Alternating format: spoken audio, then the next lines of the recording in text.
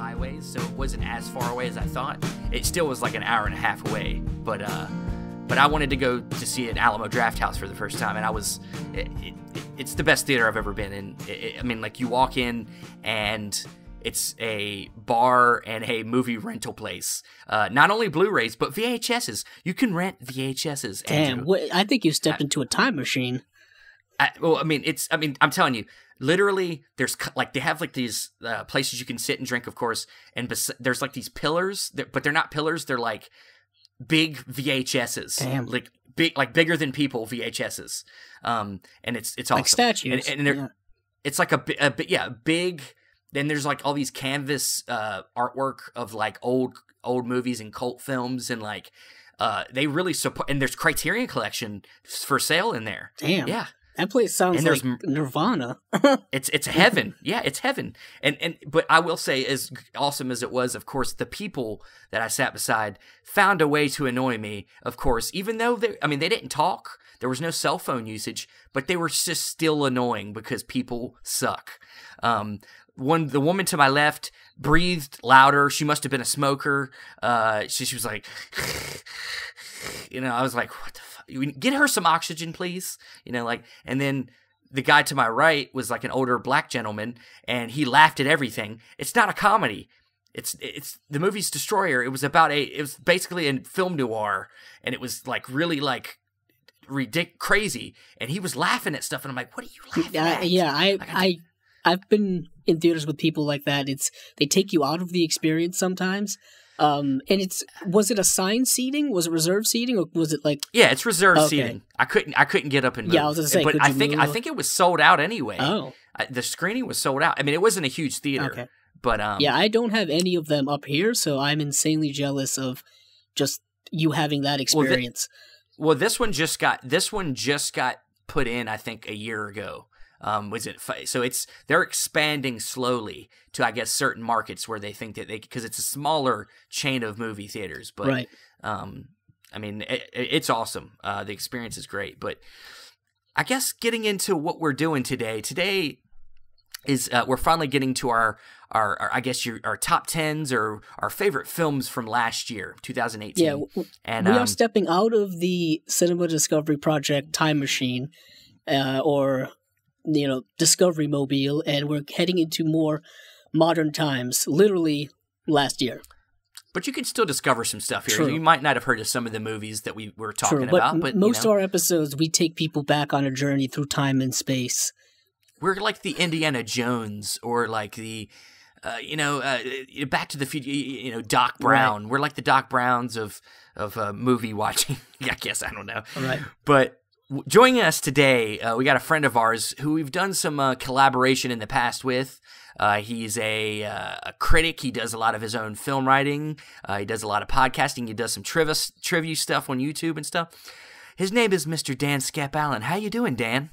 Hey, I'm doing great, Stephen. I'll tell you right now, I am so pleased to be able to be on this podcast with you guys, because you guys have been doing so well. And I've been a little bit jealous of you guys, because I learned so much by listening to you guys each week. I would be jealous of us too. Dan. I'm constantly jealous of myself. Yeah. I mean, I just look around and I'm like, God, I have it all.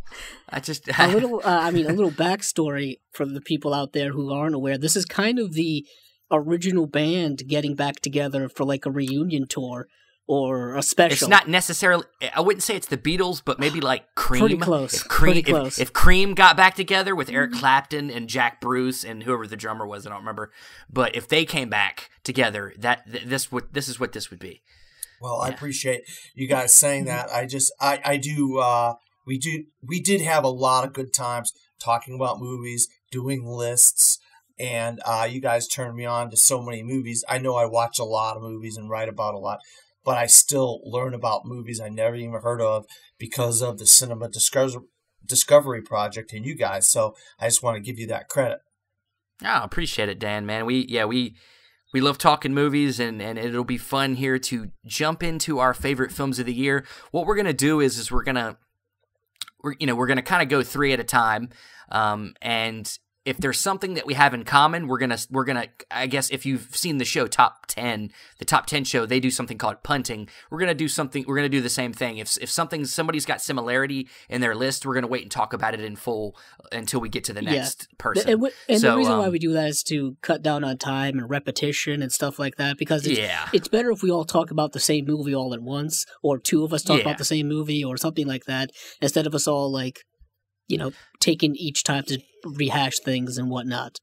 Yeah, because there is going to be some commonality, of course. Which we all saw a lot of the same movies, and there will be some that nobody has on somebody's list, and vice versa, whatever. And so there might be some that all of us have on our list, right. But so we're going to do that. That's how we're going to format it, and then at the end, we'll give some honorable mentions, and we'll talk about some of our.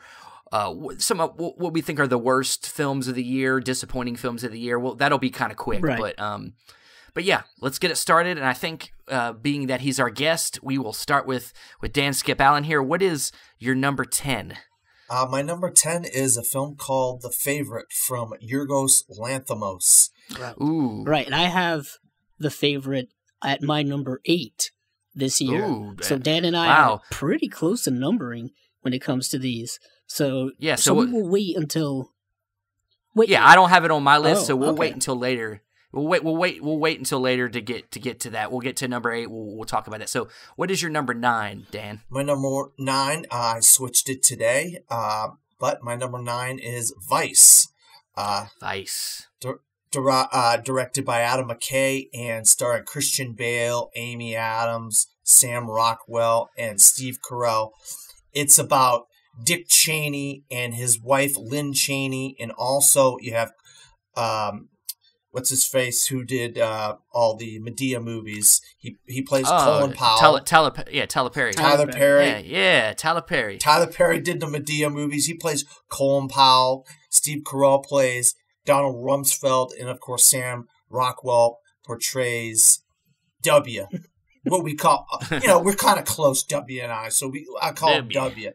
But George W. Bush, and this is basically the rags to riches story, if you will, of Dick Cheney. Well, sure, I guess. Well, if Christian Bale could describe it, it's the story of Satan. Yeah, that's right. But obviously you don't know. We don't. I mean, even the movie says it. We don't really know all the truths about this guy because he's so secretive. So they did the best they could to try to tell kind of a story about the rise of Dick Cheney to where he became the vice president of the United States under George Bush. That's right. So yeah. Adam McKay read 18 books on Dick Cheney to get the script the way he wanted it to tell the best possible version. Could he not have read 2 more books to make that 20? I mean, that's ridiculous. I know. 18. 20 is a much more solid number than 18. My obsessive compulsive disorder would bother me if I did that. Even if it was an odd number, like a 17 or 19, that'd bother me even more. But I think me and Andrew did see. Did you see this movie? I did see Vice. It's not in my top 10, but I will say this: Christian Bale is amazing as Dick Cheney. Like, he's famous for gaining weight or losing weight depending on the roles, and it's the most unhealthiest practice you could possibly do for your body, but he keeps doing it. And we saw pictures like, a year before this movie came out of him with all the weight gain and looking pretty close to what Dick Cheney looks like. He's got the mannerisms down, he's got the voice down, and all that stuff. He's really fantastic, and Amy Adams is great as well, playing his wife Lynn Cheney. Amy Adams, I still say, is super underrated when it comes to as an actress. She will keep getting nominated, and they will keep snubbing her. Apparently, maybe she'll be like Christopher Plummer one day and win it when you're like 80 or something like that. Who knows? He gained 40 pounds for the role of Dick Cheney, and he is absolutely invisible as this despicable human being. That's my definition of who Dick Cheney is. He's a despicable human being. Oh, of course. I don't know about you, Steve. What I mean? Well, I'm not very political, but I know a little bit about him before going in. But I mean, I like the movie. Okay, I mean, like I said, I'm not political, so I'm not. It did nothing really like resonated with me personally as much. About I didn't know all the things about what was going on, but I do like Adam McKay's use of satire in the movie, where he like will make things very weird. You know, this isn't a spoiler, but there's like literally a scene where a hook comes into frame and like pulls on somebody's mouth, and it's like he's reeling them in, you know, like when he's whatever he's doing in the scene, and it's like little stuff like that was kind of fun.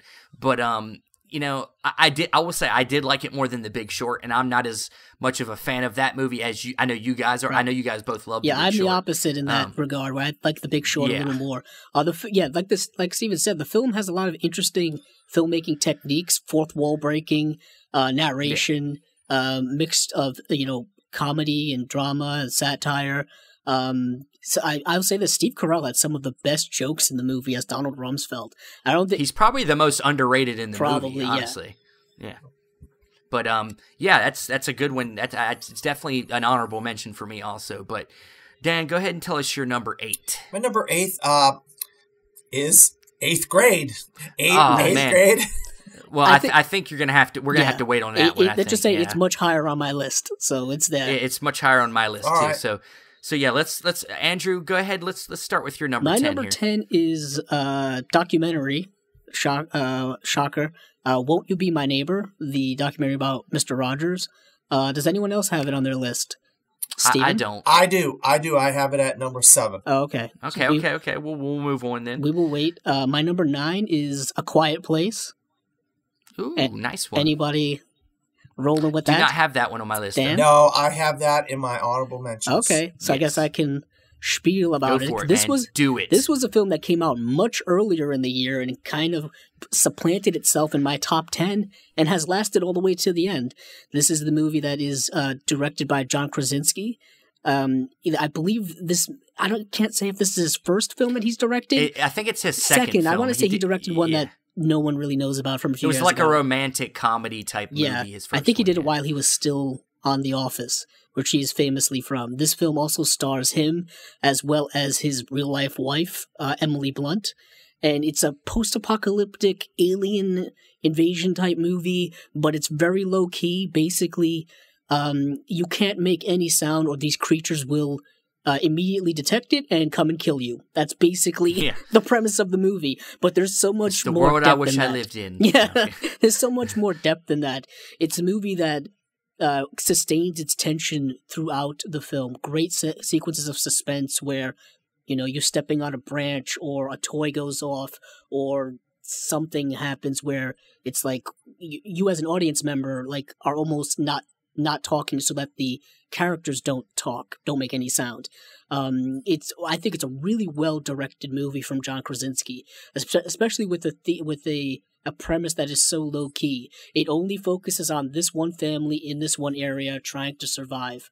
Really well acted by both he and Emily Blunt, and the young actress who plays their daughter, who is Millicent Simmons, who is real. I believe she's deaf in real life as well as in the movie, and so they use sign language and things like that to communicate. And it's a movie that I believe he describes as kind of a love letter to his kids. And when you watch the movie, you get that. You really get that. You know, the parents doing everything they can to protect their children, and you know, it's a really, I think, really well done movie. I think it kind of got lost on a lot of people's lists because it came out so early in the year and stuff like that. But it's held on. It's held on in mine. Yeah, I mean, it's you know, the thing that's with top 10 lists, man, is like it comes down to personal stuff more than anything, because there are a lot of great movies that came out that you could have flip-flopped certain things out, but this is definitely one of my favorites too. I mean, I love the movie. I loved it's inherently a movie that it plays to the strengths of directing. Or good direction, because a lot of the movie has to be done through visuals, and that's like where pure directing and pure cinema can come from. You know, where like the silent era, which we've talked about. You know, like it's a lot, because there can't be a lot of talking because of the what the story's about.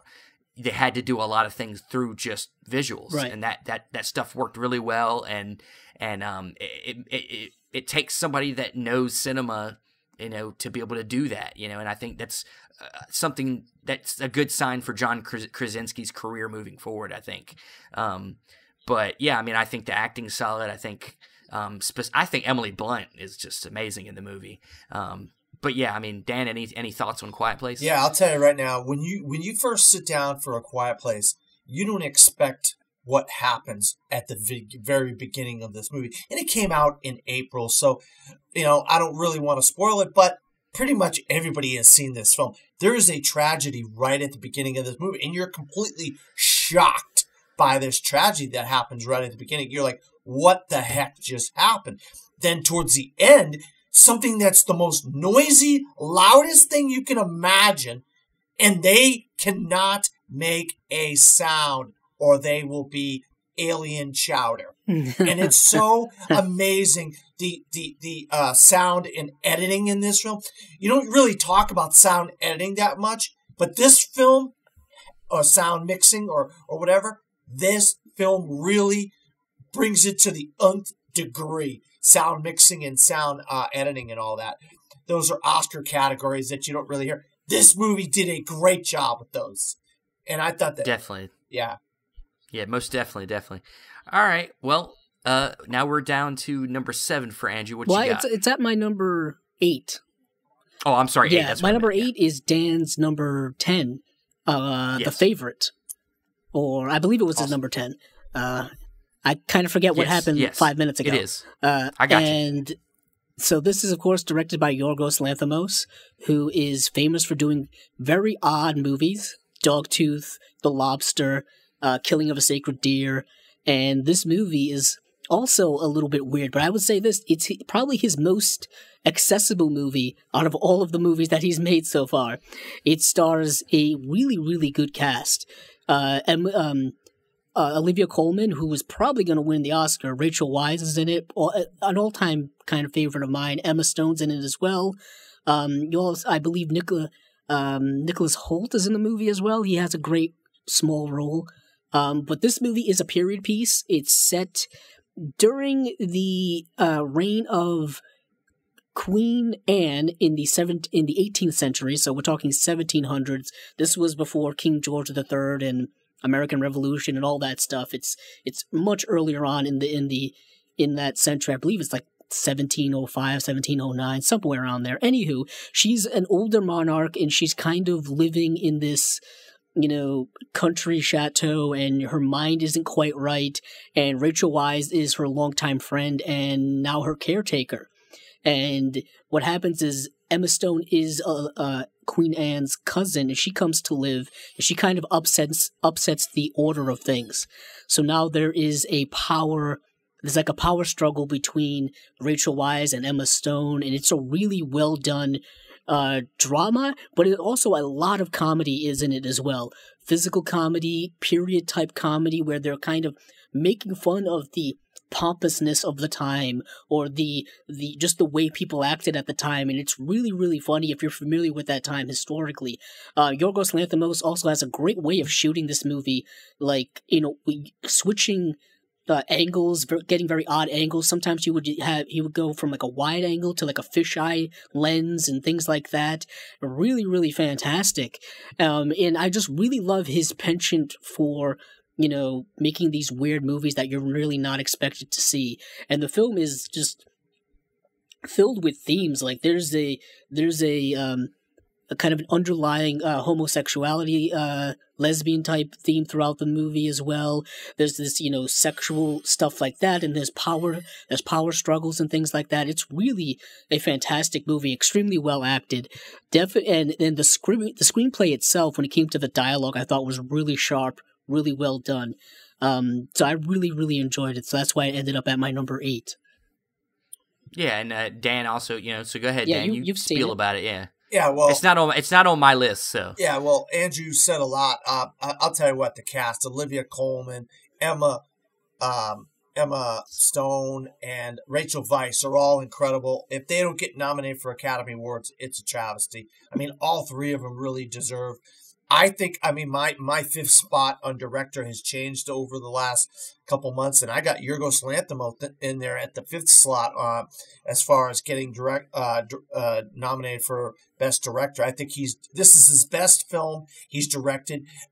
Everybody might have different opinions about that. But also there's a character in the film who's like a kind of like the voice of the person sitting in the audience, kind of like the everyman who speaks and who you're like, okay, what's going on here? And this is what's this, and this is what's that. And that's David Tennant. He plays a kind of like a government guy where he's talking to the people, talking to the parliament and stuff. And he really has an interesting role in the film that has a lot of dialogue that really gets a lot of what this film is about across in his dialogue. So I just want to make sure that people understand he has a very important part in the film. David Tennant does as a kind of the parliamentarian or whatever. But you hit the nail on the head. The fishtail camera. And Nicholas Hoult is fantastic. They have these crazy dances. But the number one thing that makes this film great is the cutting-edge humor that really just digging. I mean, some of the most digging and gripping humor that you just intelligent humor. You know, it's not like, okay, this is the funniest thing in the world, but when you really think about it, it's pretty funny and how these characters get at one another in the film. And there isn't really a lot of great comedies this year. But this one was incredible, in my opinion. Yeah, it has that dark-edged humor at times, which is humor that I like. You know, something that's a little more biting and a little more fierce in that regard. Yeah, I would recommend this to many, many people. Definitely cinephiles, modern cinephiles. I think will really appreciate it. Yeah, I mean, I caught this at Telluride when I went to Telluride, and I will say, I liked it okay. I didn't love it. It might have been that I saw this at the end of the day, like I saw this pretty late, I think, and so I was kind of tired, and it just didn't catch me on the first. I haven't seen it a second time yet, but I do enjoy Yorgis's films. The Lobster's probably my favorite, but it's definitely warranted a rewatch for me, and I'm a fan of his filmmaking. This one didn't catch me on the first go around, but cool. All right, so I guess we're getting to my list here. My number 10 is I guess I would call the Dante's Peak of addiction movies this year. When I say Dante's Peak, I mean the better version, the better story of addiction, which for me was Beautiful Boy.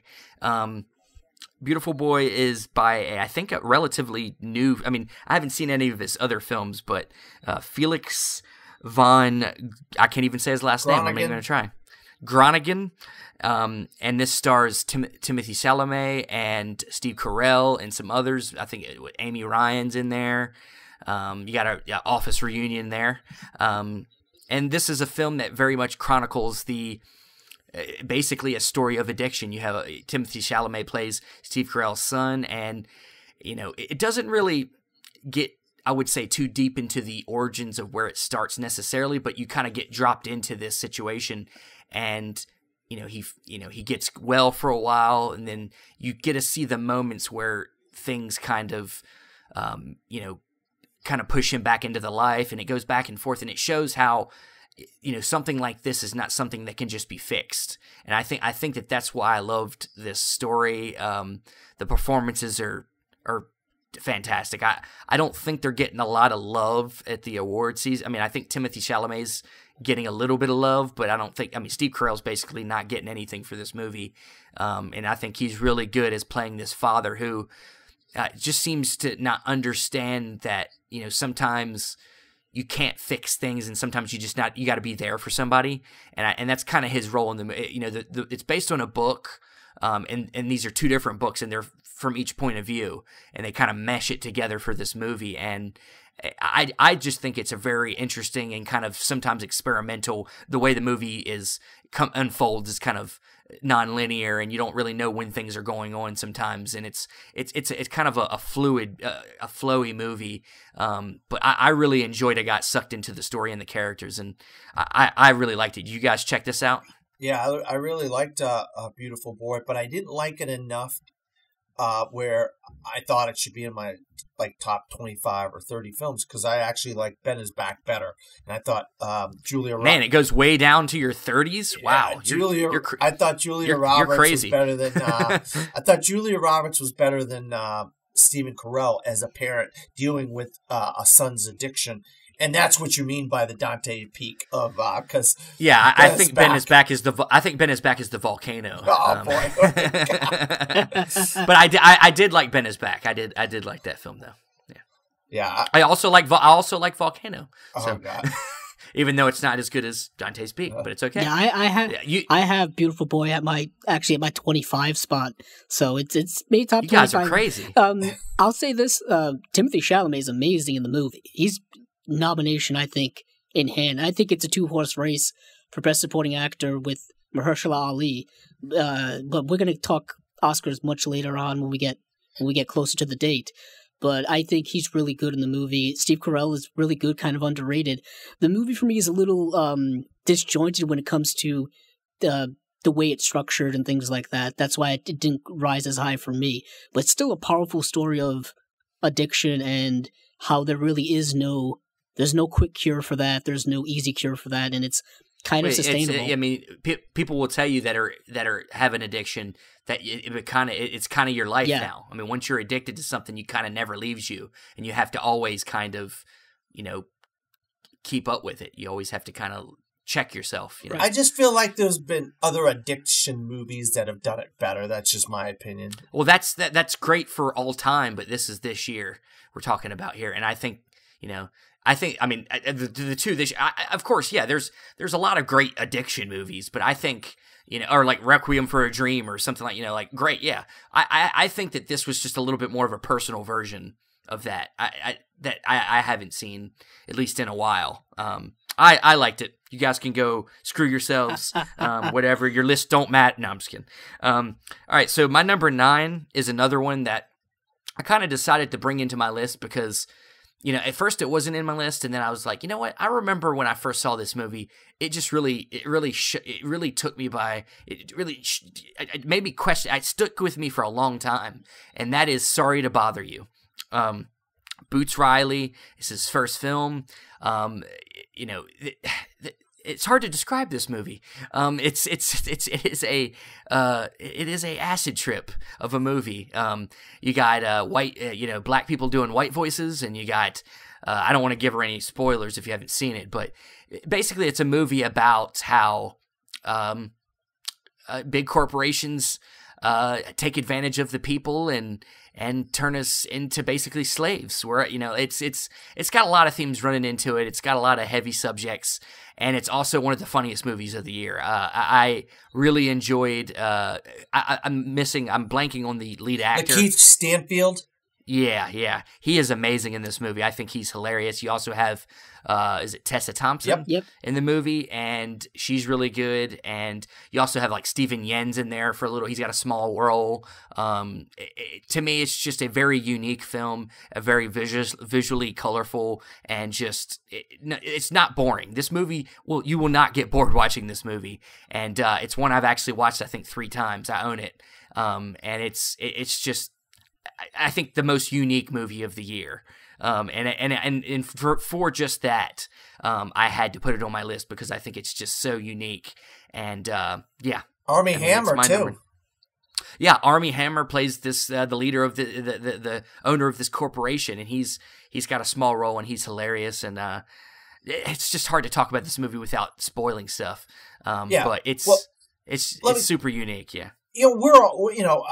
I don't know about Andrew because I don't know a lot about his personal life, but you and I are kind of we're employees of the man, let's say, Stephen. And so we both can relate to being an employee, working for the man, and struggling all the time. And I actually did telemarketing for a short time, and it is not fun. So I can see the struggle that he's going through. But if you have worked and toiled away paycheck to paycheck to paycheck in your life, you can really relate to this film. And you can relate to the twist in this film. Even though I was at my press screening, a lot of people did not like the twist in the film. I thought the twist was so I don't know that it's necessarily a twist. I don't think it's a twist. I just think that it's a tonal shift more than anything. It's like it goes super weird at the end. I don't know that it's a twist, but But I really loved it. Super weird. It's Oh, in I loved it. Yeah. It's in my top 16 or 17 in there somewhere. I had it in my top 10 for a long time, Stephen. If you follow me, I really love Sorry to Bother You. Yeah, yeah. Andrew? Yeah, Any thoughts on it's in my honorable mentions. It was in my top 10 for a while as well, and then it, as things got put in, it got pushed down the list. But yeah, it's incredibly weird, different, original movie. If you're sick of seeing the same old movies coming into the theaters with the same predictable plots and all that kind of stuff, this movie's completely different. It's probably the most original film we've seen in quite some time. Yeah, definitely give it a watch if you're into that type of stuff. Yeah, also, Terry Crews makes an appearance. He does. He does. As his uncle. Yeah, he's in the trailer. But, all right. Yeah. So, getting to my number 8, and I believe this is one we're going to save for later. It's Annihilation. Oh, we're saving it. Yeah, we're saving. Yeah. So yeah, I'll say it's directed by Alex Garland, really great sci-fi filmmaker.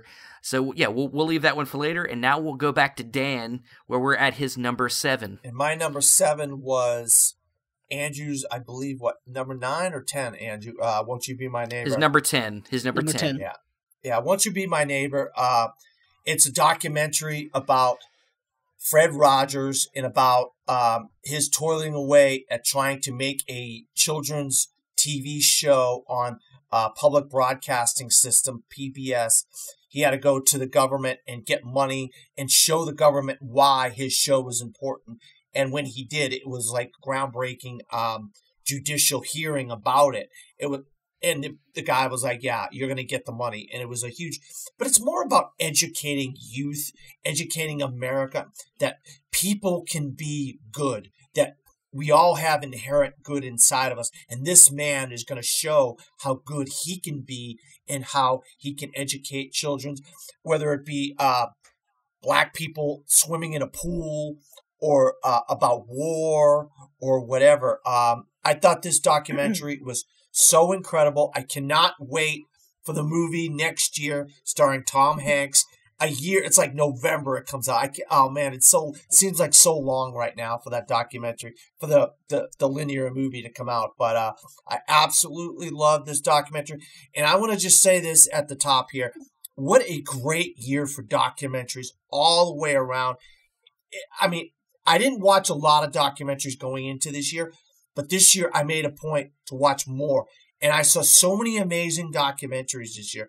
And Won't You Be My Neighbor is just one of them.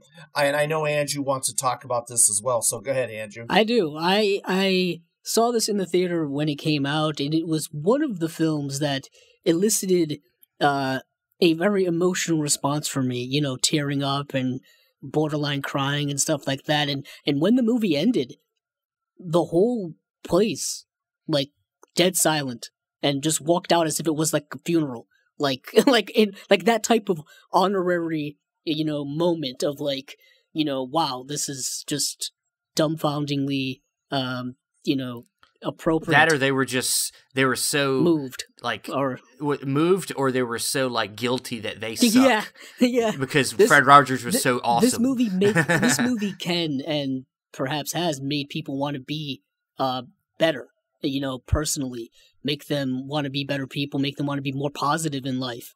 Because the one thing that was apparent throughout this entire documentary, and really apparent if you just watch Mr. Rogers, is it's not that hard to be good.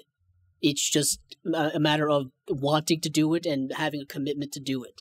And I love the way that he kind of battled, philosophically for the moral souls of children as society got more and more degraded, if you will, with the news every night showing murders and drug overdoses and wars and all this kind of stuff.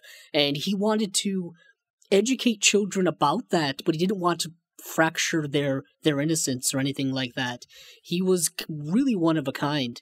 And the film definitely showed why he was one of a kind. And his program was on for a long time. I watched it when I was a kid, and I know many, many people did. So he kind of, grew up with many generations of youth. It's a great documentary.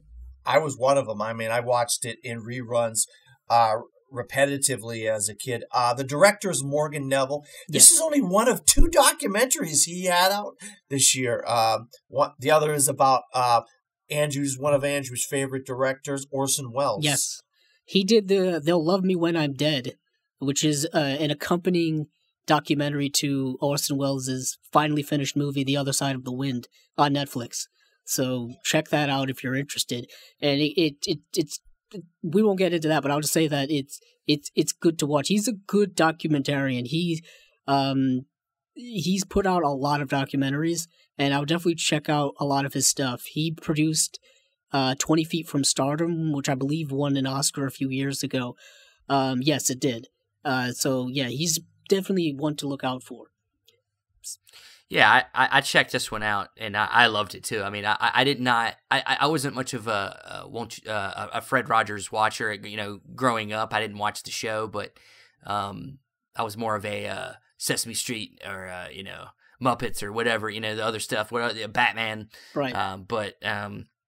Yeah, I mean, it's another example of something where I got to learn a little bit more about something I'd heard about but didn't know much about their life, and it's it makes you feel like you know how rare people like that are, and that if you ever meet somebody like that to not take them for granted.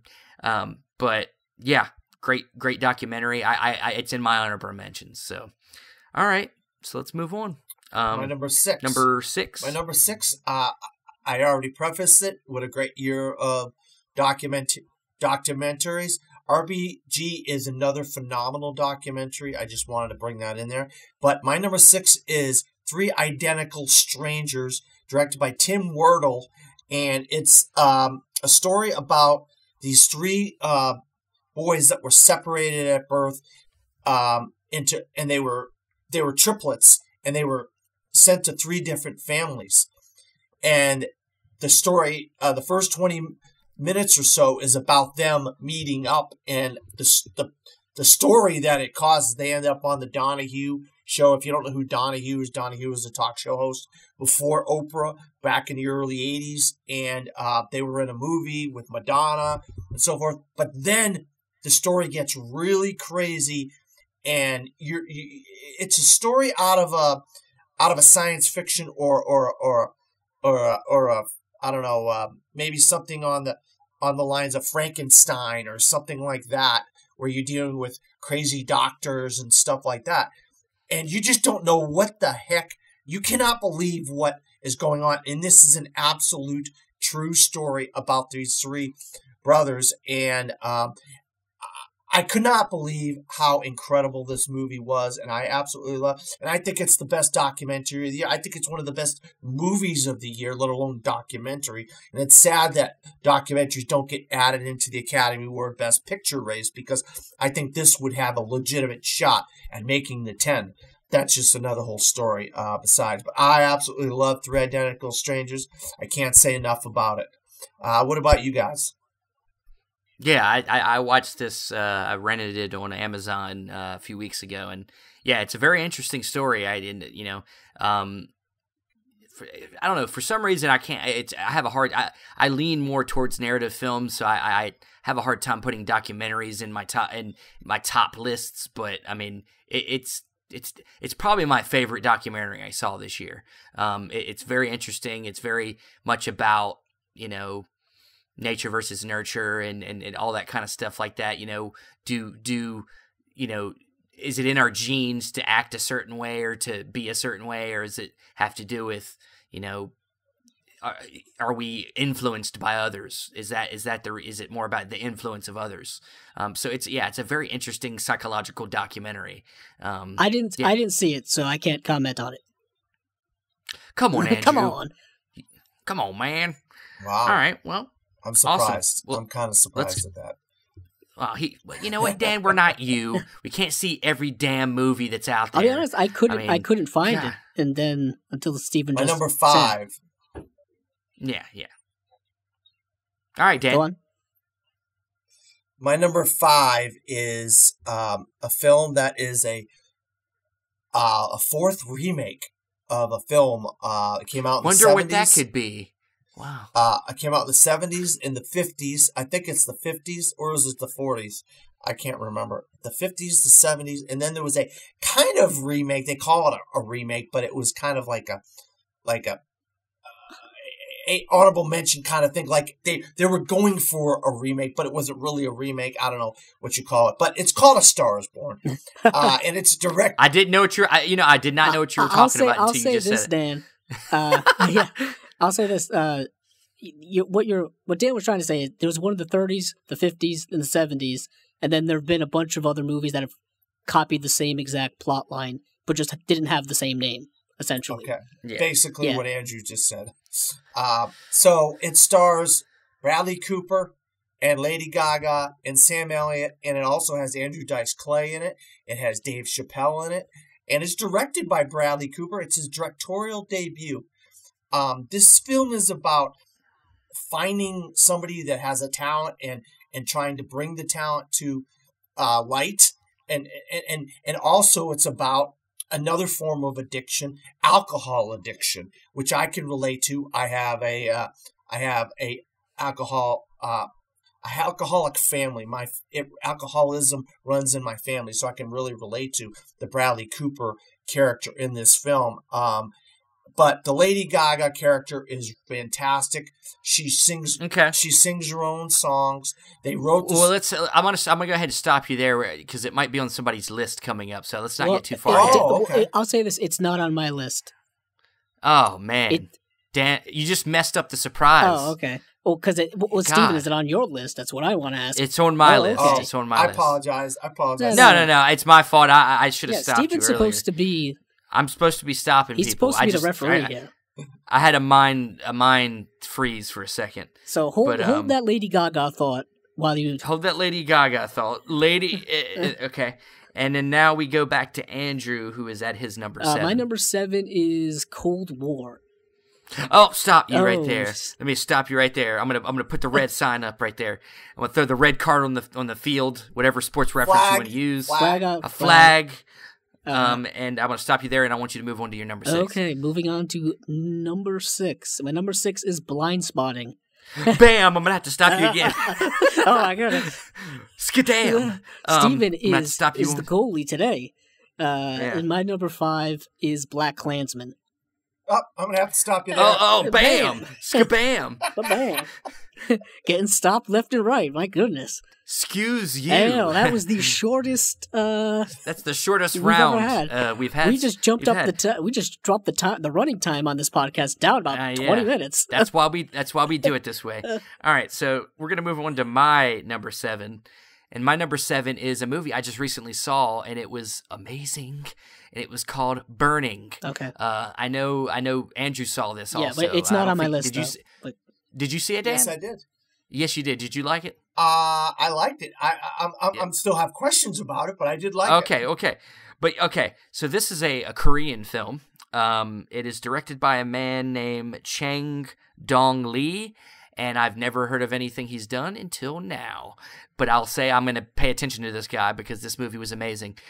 Basically, it's about, you have this man who, I think he just got done with his military service, and he's kind of trying to find his place, and he meets somebody from his past, this girl, and, he kind of starts falling, they have kind of an encounter, a sexual encounter. He thinks maybe there might be something might start happening, and then she goes on this trip to Africa, and she comes back with Steven Yeun from The Walking Dead.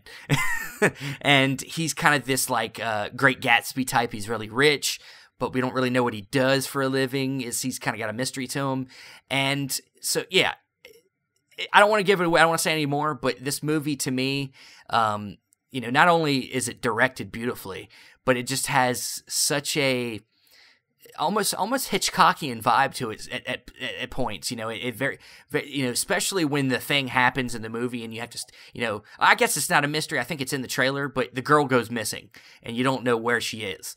And so it becomes very mysterious, and it is a slow burn. This movie is a slow burn. If you can't stick with movies, if you need your movies to have explosions and things in them, you're probably not going to love this movie.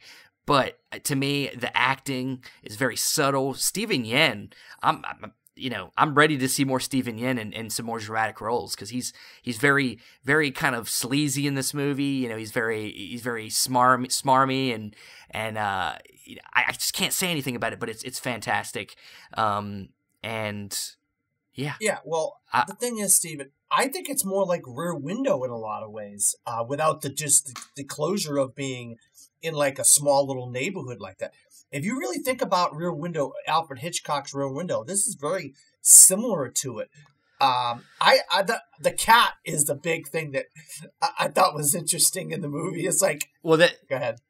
The themes are, I meant to say the themes in this movie are themes of class. I can't get into specifics on why, but there are a lot of like visual cues of that. Like the main character lives literally right near the North Korean border, which, if you don't know, North Korea is, there's been a division there for a long time. And also, like, there's a moment where you see Trump on the TV spatting stuff about whatever he talks about these days.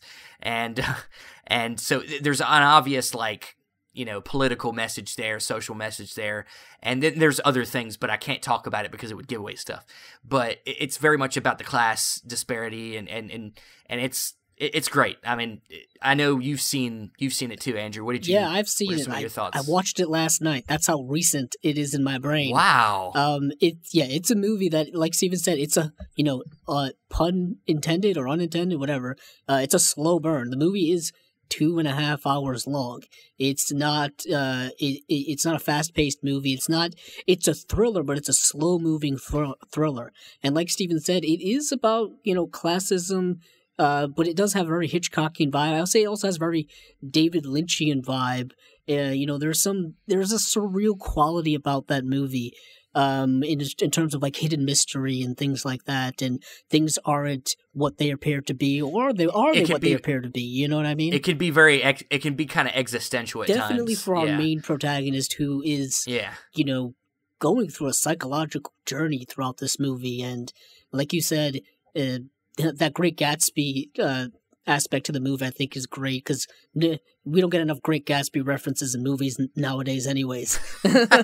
So yeah, it's a really, really good movie. If you like foreign films and you are very patient with movies, I would recommend watching it. It is kind of tough to find. It is coming out on Blu-ray here in the States in March, so you can probably find it then. And it'll probably be available maybe digitally someplace before then, or around that same time. Yeah. Cool. Anything else, Dan? Yeah, I really enjoyed it. It's, talking about documentary, another great year there's some really groundbreaking, very interesting foreign films, and definitely Burning is one of those. Yeah, I mean, of course, there's always great foreign films, but it seemed like this year there was a few more that got to me. I guess there's a few more that or maybe I'm just paying attention more. I don't know. Well, when it comes to foreign films, you kind of have to seek them out. You have to find. Yeah. All right. Well, going to my number 6 is another foreign film, one that I caught at the Telluride Film Festival. I actually got to meet the director, and this is called Shoplifters. I think I am the only one that saw this movie, right? Yeah, I had some problems. I really wanted to go see it today, but things came up and I couldn't go see it. So you're the only one that gets to talk about it. This is all to me. This is all you, Steven. I've been wanting now, of to course, see you. I'll say this. You guys can speak. I mean, I think Andrew. I don't know about Dan, but I know Andrew can speak of how great the director is. I think haven't you seen at least one? I haven't seen any of his work have yet. You not? No. Wow. This would have been, if I had seen it, my first time watching one of his films, and I've been wanting to see it because it's gotten a lot of critical acclaim. Didn't it win at the Cannes Film Festival last year? I want to say it won like the Palme d'Or or something like that. I'll look that up while you gush about why you love this movie. Well, we're talking about the Japanese director Hirokazu Korode, or if I'm probably saying it wrong, but this is what I'm going to say. And he's done other films like Father Like Son, or I think it's called Nowhere. He's done a lot of great films, and I've seen maybe about 4 or 5 of his movies. And he's kind of like a modern day Ozu of sorts, where he does a lot of movies about family. And about the kind of dynamic of family, and gives you kind of different examples of that. And in this film, Shoplifters, you have this kind of untraditional family where you have like 3 generations of people, but they're not related technically in any way. They're basically all kind of drifters, and they've all come together to live together to support each other. And in the movie, you have the father and the son character kind of, shoplifting, stealing things. And on their way home one day, they find this girl who has, ran away from home, or is hiding from her family who has been abusive to her. So they kind of, and I guess technically kidnap her.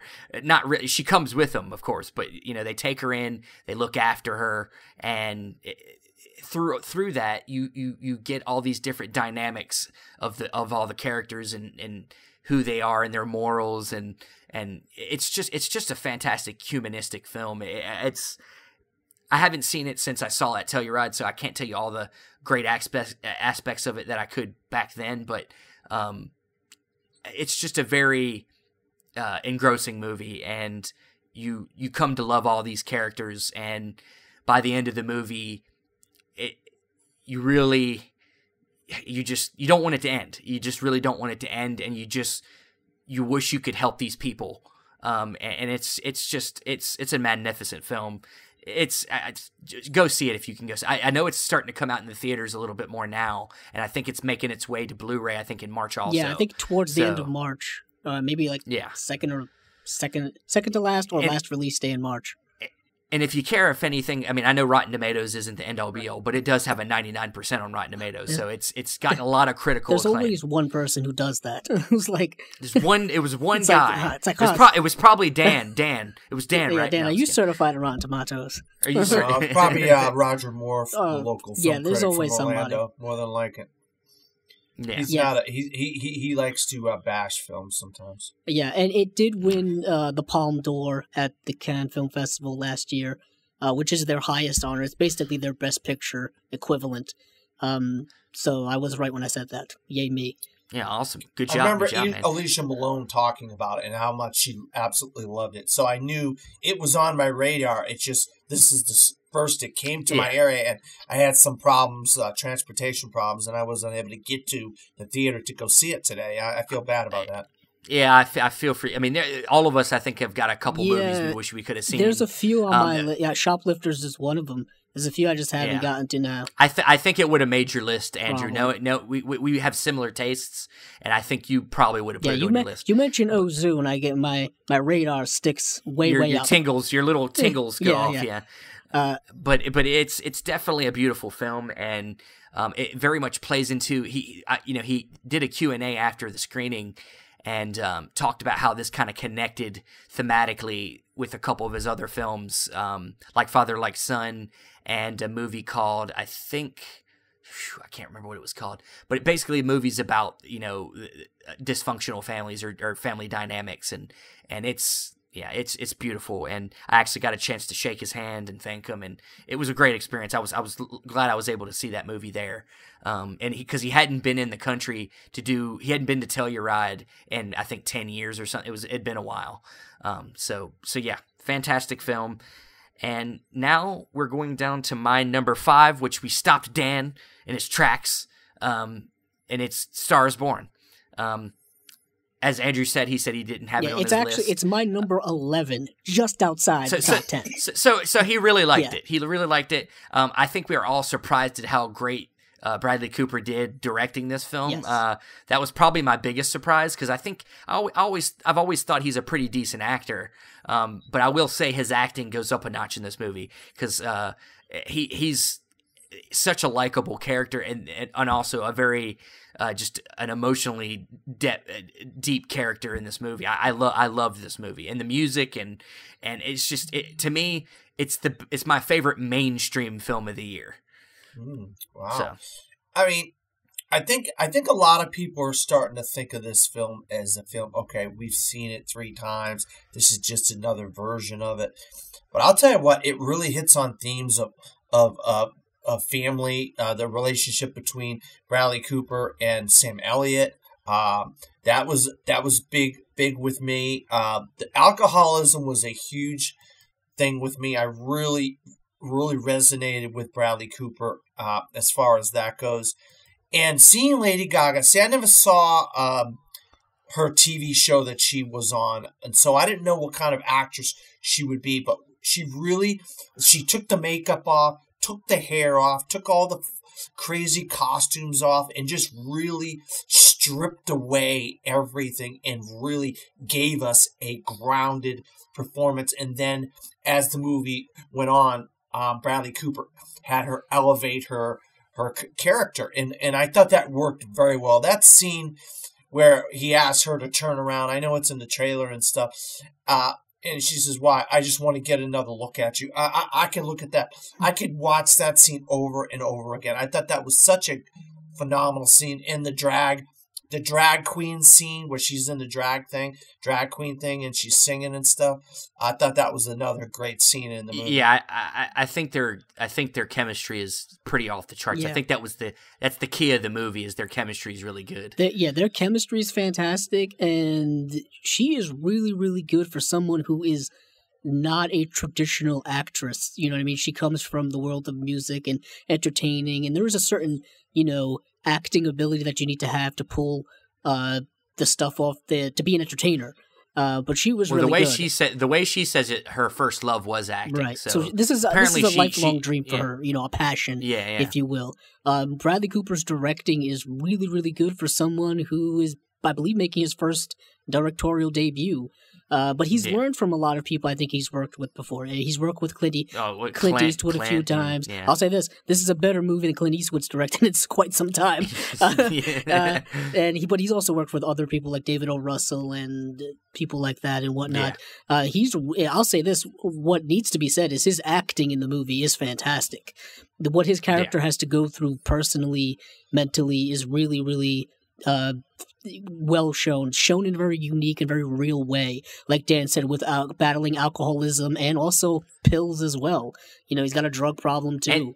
And also he can sing. He did do Bradley his own Cooper singing. Can sing. Like I remember Lady Gaga demanded that they sing their own songs, and he was like, "No, I'm not a singer." Well, they demanded to sing live, which is they wanted to capture it live, which is tough, really tough to do. When it comes to singing in movies, I hate to break people's bubbles about this, but it's mostly done in post. It's all ADR. Yeah, well, and they're miming. Yeah, I mean, they definitely did some work on it, I'm sure, in post. But when they did the performances, like at the, what they would do is they would show up to actual big festivals.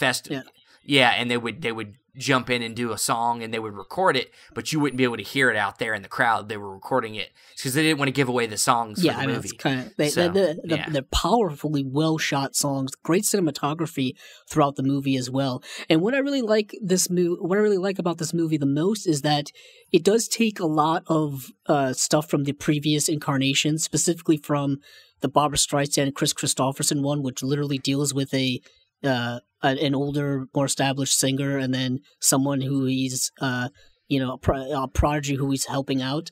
It takes it in a more interesting way. I don't want to say why, but the way in which their relationship goes is different than you've seen in the other incarnations. It's not the usual cliched way, and I really, really enjoy that they took it a different route. Yeah, this is a heavy favorite in this award season. It's definitely going to win Best Song at every single award show that has one. Oh yeah, definitely. Shallow. What a Shallow's going to song. Win everything. Yeah, it's a great. And honestly, I mean, I bought the soundtrack. A lot of the other songs are really great too. The one that Bradley Cooper sings is really good. That's not Shallow. Yeah, maybe it's time to let the old ways die. Oh man, he's and you want to talk about he actually did voice work so he could sing, but also so he sounded more like Sam Elliott. So they sounded like they would be related. Because they're brothers in the film. And I'll tell you right now, if you know what Bradley Cooper sounds like, he sounds nothing like Sam Elliott. So they sounded a lot alike, which he definitely had to get that lower register. That was the main thing. But all right, well, we got that talked out, and now we're gonna move on to Dan's number 4. So we're getting close to the nitty gritty here. We're in the second half of the list. So number 4 for Dan. My number 4 is a film that's been getting. It hasn't made as much money as I thought it would make. Coming off of 2 phenomenal films, Whiplash and La La Land, Damien Chazelle's third outing, First Man, starring Ryan Gosling as Neil Armstrong, Claire Foy as his wife, a Corey Stoll as Buzz Aldrin. I mean, it's just a who's who of character actors and whatnot in this film. But some of the parts about the film that are really underrated. I mean, it's, I guess not now that the award season's starting to come out, is the score by Justin Hurwitz. Also, the special effects. You don't see the special effects in this film because they're so seamless. It's like, okay, I'm watching a film that takes place during the 1960s and during the space race. And that was a big part of the film as well. The space race, going from trying to beat the Russians who had beat us to various different things, putting a satellite up in space and so forth and whatnot, and having problems and tragedies that happen along the way. And so this really affected Neil Armstrong as a person, because he was kind of a subdued guy, but he was also so under stress about being the first person to land on the moon and being somebody that the whole world is going to look up to as the first whoever did this. And so it really affected his family life and his wife, his relationship with his kids and his wife. And I thought this film handled this so fantastically. And I just don't, sometimes I look at, when people talk about films and they're like, oh, it's boring. But this was a really interesting film. I didn't think it was boring at all. I thought it was very interesting, and I loved every moment of the movie on screen that I watched. And I can't wait to see another Damien Chazelle film. I absolutely love this film. Yeah, this is when I also caught it Telluride, and yeah, I mean, I liked it. I mean, it's in my honorable mentions, but I just had some issues with it, mostly just kind of some script stuff that I didn't think that it, I mean, and maybe not just script stuff, but probably just a little bit of the direction, in the sense of like trying to convey emotion. I don't think that it was always, the movie didn't always do a good job of conveying emotion in certain scenes, but I mean, that's my opinion, and maybe with another viewing, I might feel differently, but I do agree, the sound, editing and mixing in the movie is amazing, and the score is amazing, and it's the two things I told people when I first saw the movie was the best part, Andrew? Yeah, it's in my honorable mentions. It's at my number 12. It actually was in my top 10 for a while. Yeah, it's technically one of the best movies I've seen from 2018. Technically meaning cinematography is fantastic. The sound mixing, sound editing is amazing. That score by Justin Hurwitz is the best score I think I've heard from last year. It's incredible. It's a movie that, it was not the movie that I think people expected it to be, therefore people were disappointed with it. But it is a movie that I think is going to be more appreciated as time goes on for its technical aspects.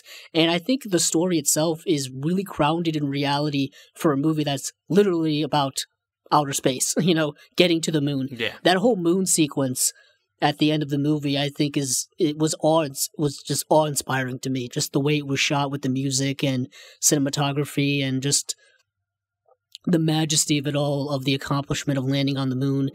Some people don't believe that we ever landed on the moon and all that kind of stuff. I had somebody comment on my video when I did the review for my channel saying like, great review, but I think the movie's propaganda. And I was like, oh, why do you think it's propaganda? He's like, oh, because I don't think we landed on the moon. The movie's just promoting that we landed on the moon and stuff like that. And I'm like, all right, that's what you want to believe.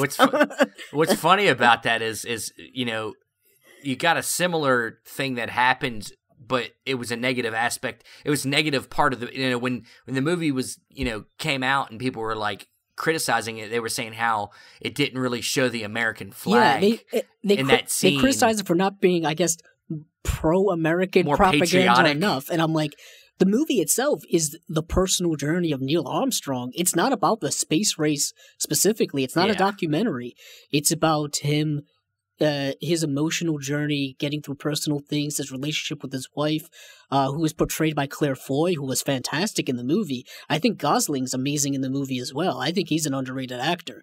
He's able to do so much. I think the problem people have is because what you're saying, he's a subdued character. He's the character that Ryan Gosling is playing is a subdued character. So he has to play him in the context of who the person was. Right. You can't play somebody with this bombastic, crazy kind of, and that's where the wife, played by Claire Foy, really, she has some bombastic kind of scenes going after the guys and all this stuff. Yeah, she's more emotional, where he is very much emotionless, and that's actually kind of tougher to play convincingly as an actor, because acting is all about emoting and things like that. So I thought Gosling was fantastic as playing Neil Armstrong as people remembered Neil Armstrong to be. Yeah, I absolutely 100% agree. Yeah, I just find it a little bit hard to believe that somebody could be that subdued all the time. So yeah, that's a little bit unrealistic to me, because in private, somebody could be a different person, and who's to know that he wasn't a different person? You know what I mean? It's like, it's just a little. He was literally always like, like quiet all the time and keeping things in, and I'm like, in the movie at least, and I'm just like, I could use a few moments of some actual intensity. All right. Next, moving on, Dan, what is your number 3? My number 3 is another first. We got 2 first back to back here. A director which I'm very familiar with his writing, because he wrote some of my favorite films of all time, Raging Bull and Taxi Driver, and he also wrote The Last Temptation of Christ. So he worked with my favorite director, Martin Scorsese. But he also is a great director in his own right, and that's he directed a film called Adaptation, and his name is Paul Schrader. It's his latest work called First Reformed, starring Ethan Hawke as a small church pastor who is getting ready for like a centennial, a 200th year centennial of this little church. But in the town, there's a super church, and the pastor of that church is Cedric the Entertainer. And so he gives him advice, they talk. But the main story is a woman who calls him up who needs help with her husband. And she's played by Amanda Seyfried. I'll tell you what, this performance by Ethan Hawke is so good. He's been giving us so many good performances over the last 10 or so year with the Before trilogy and Boyhood and so many of these great films. But I really think you really get what a great actor Ethan Hawke is. And the strength of this film is its script by Paul Schrader and the direction. I know it has that crazy scene where they go off into this kind of let's not spoil it for me. Weird place. I'm not spoiling it. The movie came out 10 months ago.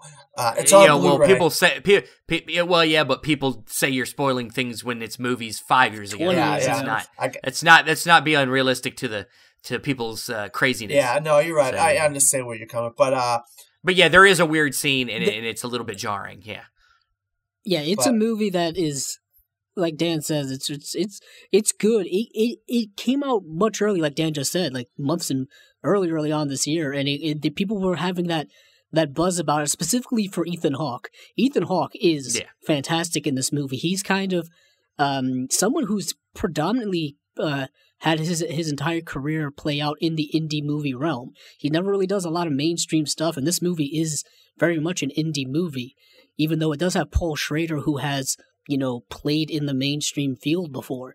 And it's a movie that has a lot of great themes in it as well. It's in my honorable mentions. It's really, really good movie. It is kind of, Diary of a Country Priest or something like that, where it's like a priest who is kind of lost his faith or whatever, who was struggling with his faith, and it's a really good movie that I really, really like. There's one aspect of the plot that I won't delve into that was like, oh, okay, I don't know why that's in this movie specifically, but it's in here. Yeah. That was the one thing that kind of knocked it down a little bit for me, but I really, really like this movie. It's definitely the best Paul Schrader movie that we've gotten from him in a while. Some of his recent movies aren't so great. He's done a couple of Nicolas Cage recent direct-to-video specials. Well, we know them are good. So, and I remember the movie he did years ago with Lindsay Lohan, the Canyons, is just atrocious. So bad. Oh man. I mean, look, I'm kind of with you. Yeah, I mean, it's kind of. I don't even. It might even be in the 20s for me. I don't have it that high. But it. I think the biggest thing for me that I didn't enjoy about it, and it's what I think you said you liked. I think the direction is kind of weak for me. And I'm okay with movies where the direction doesn't have a lot of movement, but it has to fill the frame with interesting things. And I just think that a lot of the cinematography and the set, design and stuff was kind of boring. It's very bland. And I just could not, there was not enough going on. The acting could not carry every scene for me. As good as Ethan Hawke was, the scenes couldn't be carried strictly by the acting. There wasn't enough interesting things going on in the frame, or things to look at, or things to take in that could keep my attention. It was just a little bit too bland for me. But, yeah, that's difference of opinion. Anything else, Dan, with that one? Yeah, I thought the script was the strength of the movie. I understand that you didn't agree with some of the directorial decisions, but I think the script is the strength of the movie, the film, and the performance by Ethan Hawke. That's why I love it so much. Definitely. All right, well, down to your number 2, man. We're getting there. We're almost there. My number 2 is a little film called BlacKkKlansman, directed by Spike Lee. And I know Andrew's got this on his list, so after I'm done talking, Andrew, feel free to say whatever you want. It stars John David Washington as Ron Stallworth and Adam Driver also. And it also has like Corey Hawkins is like a Black Panther type guy, speaker. It's got Liz from Spider-Man Homecoming in it. If you remember her from Spider-Man Homecoming, she's in it. She has a prominent role as a romantic interest. But this film is about a man who infiltrates the Ku Klux Klan in Colorado Springs, Colorado, and in the 70s. But because of his voice, they don't know it's a black man. So in the meetups, the actual meetups between the Klan's members and the police, Ron had to get Ron Stallworth. Ron Stallworth had to get a white officer to play him, and that's where Adam Driver comes in. And the tension, the comedy, there's so much about this movie that is just so good. Also, a guy that you don't think about playing, David Duke, the head of the Ku Klux Klan, Topher Grace. I mean, he's fantastic in the film. Genius. But this is such a great film, and I'm a huge Spike Lee fan. Malcolm X and films like that, Do the Right Thing, and so forth. It's so unbelievable that this guy has not been nominated, not even won an Academy Award. Has never been nominated for an Academy Award for directing. He has been nominated for writing. And I believe that was Malcolm X, if I'm not mistaken. But absolutely love BlacKkKlansman. It was my number 1 film for the longest time on my list until I started seeing some more films. And one of the things I want to bring up real quick is he was at Spike Lee was at the Cannes Film Festival. This film premiere. He said, it's the biggest moment of his entire career. When the movie was over, he got like a 10-minute standing ovation for this film. So that tells you, if a bunch of strangers in France can stand up and give you a standing ovation for your film about Ku Klux Klan members in Colorado Springs, Colorado, you know you're on to something. Yeah, it. When I first saw it, it supplanted itself in my top 10, and it's been there ever since. It's higher on Dan's list than it is on mine, but it is at my number 5, like I said before. And yeah, pretty much to reiterate what Dan said, it's a movie that is really emotionally powerful at times. It has a sequence at the very end of the film that is just the hammer, the sledgehammer to your face about the importance of the what the movie is trying to say, if the movie wasn't already obvious enough in saying what it wants to say. And, it's a very politically driven film, but it's an importantly politically driven film about the, cyclical nature of racism in America. That is, it's a movie that takes place in the 70s, but that same type of hate that you see these KKK members doing or are still exists today. It's really important to understand that. And Spike Lee has always been a rather politically driven person, not only through his movies, but in his personal life as well. Very outspoken. And this was a movie that obviously is a passion project for him. And it's a really good movie. One of the best we've seen from him in a while, even though I liked his previous film, Chirac, which was also a politically driven film as well about violence amongst the black community in Chicago. It's very, a social commentary on that. It's a really good movie based on the play Lysistrata, the famous Greek play, I believe. But this film stars, like Dan said, John David Washington, who is the son of, surprise, Denzel Washington, who has been in several Spike Lee films, really making a significant mark on Denzel's career. And I believe he had a small role in Malcolm X. If you look at his IMDb credits, it's very interesting how those two are interconnected. And it's really interesting how John David Washington is really only starting his acting career within the last couple of years. He's on the television show Ballers, which is The Rock is some type of financial dude in the sports realm. It's basically Entourage for the sports world, but John David Washington is in it. In this movie, he really flexes his dramatic acting muscles much more than he's able to do in that field. So yeah, this is a really powerful, really important movie that I highly recommend people checking out, because you're going to hear it right now in the awards season. Spike Lee, probably for not only directing, but maybe screenplay as well. John David Washington could also be nominated. Also, definitely Adam Driver is really fantastic in this movie, because not only is he throwing himself amongst these KKK members and trying to act like them, he's also a Jewish person, and the KKK also hates Jewish people as well. They basically hate everybody that is not exactly like them. That's their philosophy.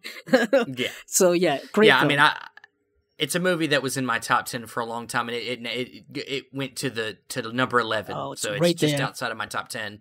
And I mean, I really love this movie, and I think what Spike Lee did with this movie that he doesn't always do with his movies is he talks about something because for me, I find his movies to be sometimes very heavy-handed with his messages, so it kind of turns me off sometimes. But in this particular movie, I think he does a good job of using comedy to help, to say his points, because sometimes when you're just being too serious all the time, it can turn people off. And I think he uses comedy to help, level the playing field and make it more accessible for people.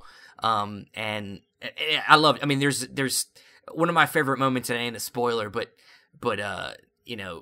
there's a scene where Adam Driver is with one of the KKK members, and he's basically questioning him to make sure that he's not a Jew. It's his Jew detector, whatever you want to call it. And he uses a lot of comedy in that scene to really, to really talk about stuff, but also be funny. There's a lot of great moments. There's a moment where, Ron Stallworth, is making that initial call and uses his real name, which is what you're not, supposed to do. Yeah, and it's like, well, you can't go then. Well, so you couldn't go anyway. Yeah. Obviously, you're black, you can't infiltrate. But yeah, it's a great movie. It's definitely one that just got knocked out of my top 10. So, but Anything else, Dan? Yeah, I Go just ahead. want to say, what a breakout year for John David Washington. He had Monsters and Men this year as well, and Old Man and the Gun, which he was in, and the scene. Real quick, the scene about when he's on the phone with the Ku Klux Klan member, and then he's telling them, and all the guys turn around in their chairs. That was such a funny scene, and that's the stuff that really balanced with the dramatic stuff, like the lie detector scene that you talked about. There's so many cutting. You're like, oh my god, I can't. What's gonna happen? And then there was those comedic scenes that really balanced this film out, which made it so entertaining. Yes, definitely. All right, Andrew, we're coming down to the nitty gritty here. What is your number 4? 8th grade. We're gonna have to talk about that later. Okay, number 3, which I don't think either of you have this on your list, is You Were Never Really Here, the film by Lynn Ramsey. No, just outside of my top 10. Yeah, this is a film that I saw much earlier in the year, and it's been at my number 2/3 for a long time, and it's stayed there. This film is directed by Lynn Ramsey, who is an Irish filmmaker, I believe, maybe Scottish. No, Scottish. Yeah. They're the same, right? Hey now. I'm just kidding. I'm just kidding out there. Yeah, she's directed a lot of indie films like Ratcatcher, Morven Collar. We Need to Talk About Kevin is probably the film that most people know her from. The movie starring Ezra Miller and can't remember her name. Mia Wasikowska. No, that's Stoker. Tilda Swinton. Tilda Swinton. But You Would Never Really Hear stars Joaquin Phoenix in a role that seems tailor-made from Joaquin Phoenix, an existential, dark, dramatic film about a traumatized veteran who is basically hired as this vigilante to do certain things, to predominantly he's set about to kill people or to rescue young girls who have been captured and things like that.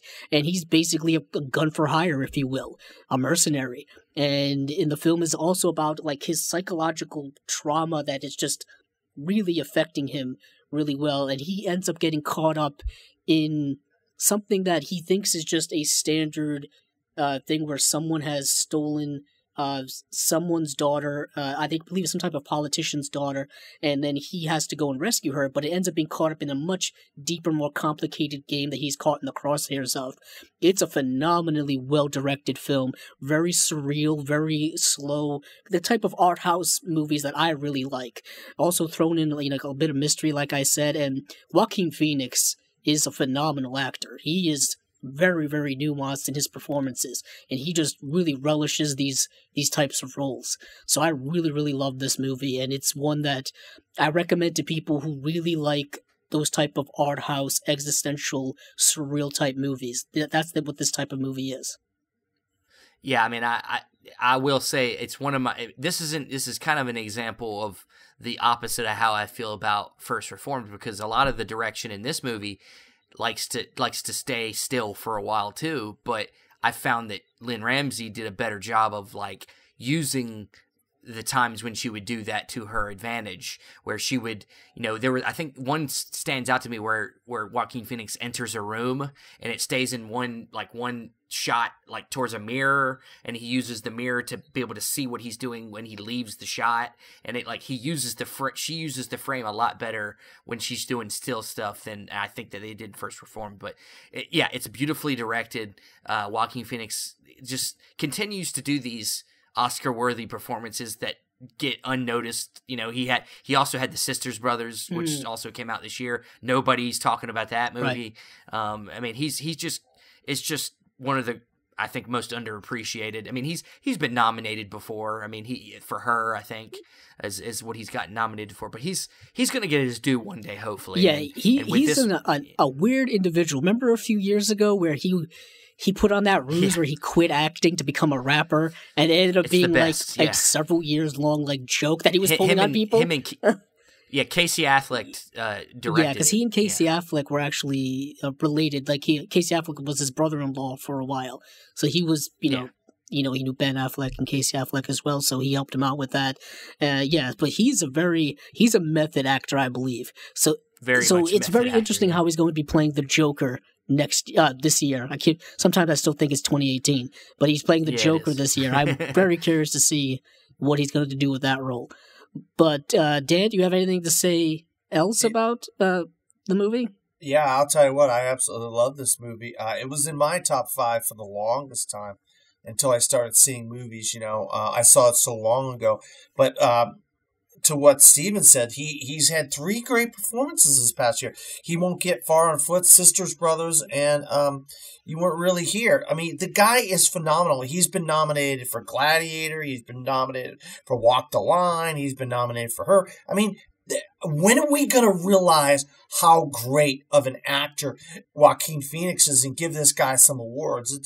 It's a travesty that he's an American treasure. I just think because of his quirkiness and his weirdness of him as a person that he kind of gets left out when it comes to some of the great actors living today. And what a great movie this was. I absolutely loved it. Yeah, I think sometimes certain actors, they just, if the movie isn't as good as his performance, sometimes that brings it down, and sometimes you just pick the wrong year. I mean, you picked the wrong year to release your great performance because you're going up against a Daniel Day-Lewis or somebody else just does something a little bit better than you. Jamie Foxx. Or the Academy. Yeah, the same year. Was that the same year as Walk the Line? Yeah, so sometimes you get unlucky with the year, or maybe the movie, maybe just doesn't hit with people, and so it brings down the performance with it, so it who knows, but all right. Moving along. So we're moving along. My number 2, I believe I'm at, is Annihilation. Which was my number 8. Your number 8. So yes. It is yet again another movie I saw earlier this year that was my number 1 literally forever until my number 1 movie actually came out, and then I was like, oh, I got a new number 1, but I'll save that for when it comes. Annihilation is directed by Alex Garland, and this movie is existential sci-fi, art house sci-fi. It's very much in my wheelhouse. It's just absolutely fantastic. If you're not familiar with the movie, it's based on a book series. With the first book, I believe I forgot what the first book's called actually, but anyhow, I think it's called Annihilation. But it stars Natalie Portman, Tessa Thompson's in the movie, Oscar Isaac is in the movie, Jennifer Jason Leigh, Gina Rodriguez. It's a movie where it's another one of those movies where like something weird is happening and it's unexplainable. Something landed in some part of the United States and has created this zone called the Shimmer. And anything that enters this zone really doesn't come out. The government has sent in these expeditions and all kind of stuff to find out what's going on, and no one comes back until Oscar Isaac, who is Natalie Portman's husband, comes back. But he doesn't come back quite right. There's something wrong with him. So yeah, he slips into a coma. Yeah, he gets violently ill and slips into a coma, and then she, along with the group of other female people that are at this government site, she's a biologist, so it's like her and I think Jennifer Jason Leigh's a psychiatrist. Everybody has their own specialty. Like one is from the military. I was going to say and stuff like that. Natalie Portman's got military background. She does as well, but Gina Rodriguez is someone who's straight from the military. I think Tessa Thompson is some type of scientist as well. It's been a while since I've seen the movie. What is interesting about this movie is that it only was released theatrically here in the United States, and in the rest of the world was released on Netflix. So it didn't have the best release pattern. I think it was a movie. I don't know if it was put out by Paramount or someone like that. Paramount's. I think they don't know what the heck they're doing over there. Paramount, these days, they're selling off properties, not letting properties go to the right places. Yeah, it was Paramount. But anyway, that's something else. Yeah. But this movie has a really interesting blend of the surreal with reality in a very interesting way, because once you get in this zone, this Shimmer zone, time and space and biology and nature gets very wacky. Things are very weird and unexpected. Animals are not quite what they seem. The vegetation is different. Time doesn't seem to move the way it moves here. And there's and I won't say anything about plot wise, but the third act of this movie is shot in such a way that is like just mind-boggling crazy. It's crazy. It's a reveal, but you don't know what's going on. You just it's unexplainable. And I'm sitting in the sitting in the theater, and I'm like, this is amazing. I don't know what's going on. This is amazing. What the hell is this? But yeah, no, I mean, and there's even some horrifying moments in this movie. Like, there's some legit scary moments in this movie. And I think that the main I think what we take from this movie, the movie's thematically about self-destruction, and about how we all kind of find a way to bring ourselves down in this world, you know, like, and then of course there's more to it. It's a very symbolic movie. There's a lot of symbolism going on in the movie as you go further and further into the shimmer. But it's a very unique film. I think it took a lot of people off guard, especially the ending when it came out. Alex Garland right now is carving out that kind of niche of very hard sci-fi, weird sci-fi with this film Ex Machina that dealt with artificial intelligence. That movie is a trip as well. Also, Oscar Isaac's also in that movie as well, with Donald Gleason and Alicia Vikander plays the AI. That movie is fantastic. But Alex Garland started out writing books, actually. I believe he wrote the book 28 Days Later, which he then adapted the screenplay for the Danny Boyle film, 28 Days Later. I believe didn't he work on Dredd as well? He's done some scripts for a few movies. And I think the whole thing with the Dredd thing is, this is interesting, where I think it just came out.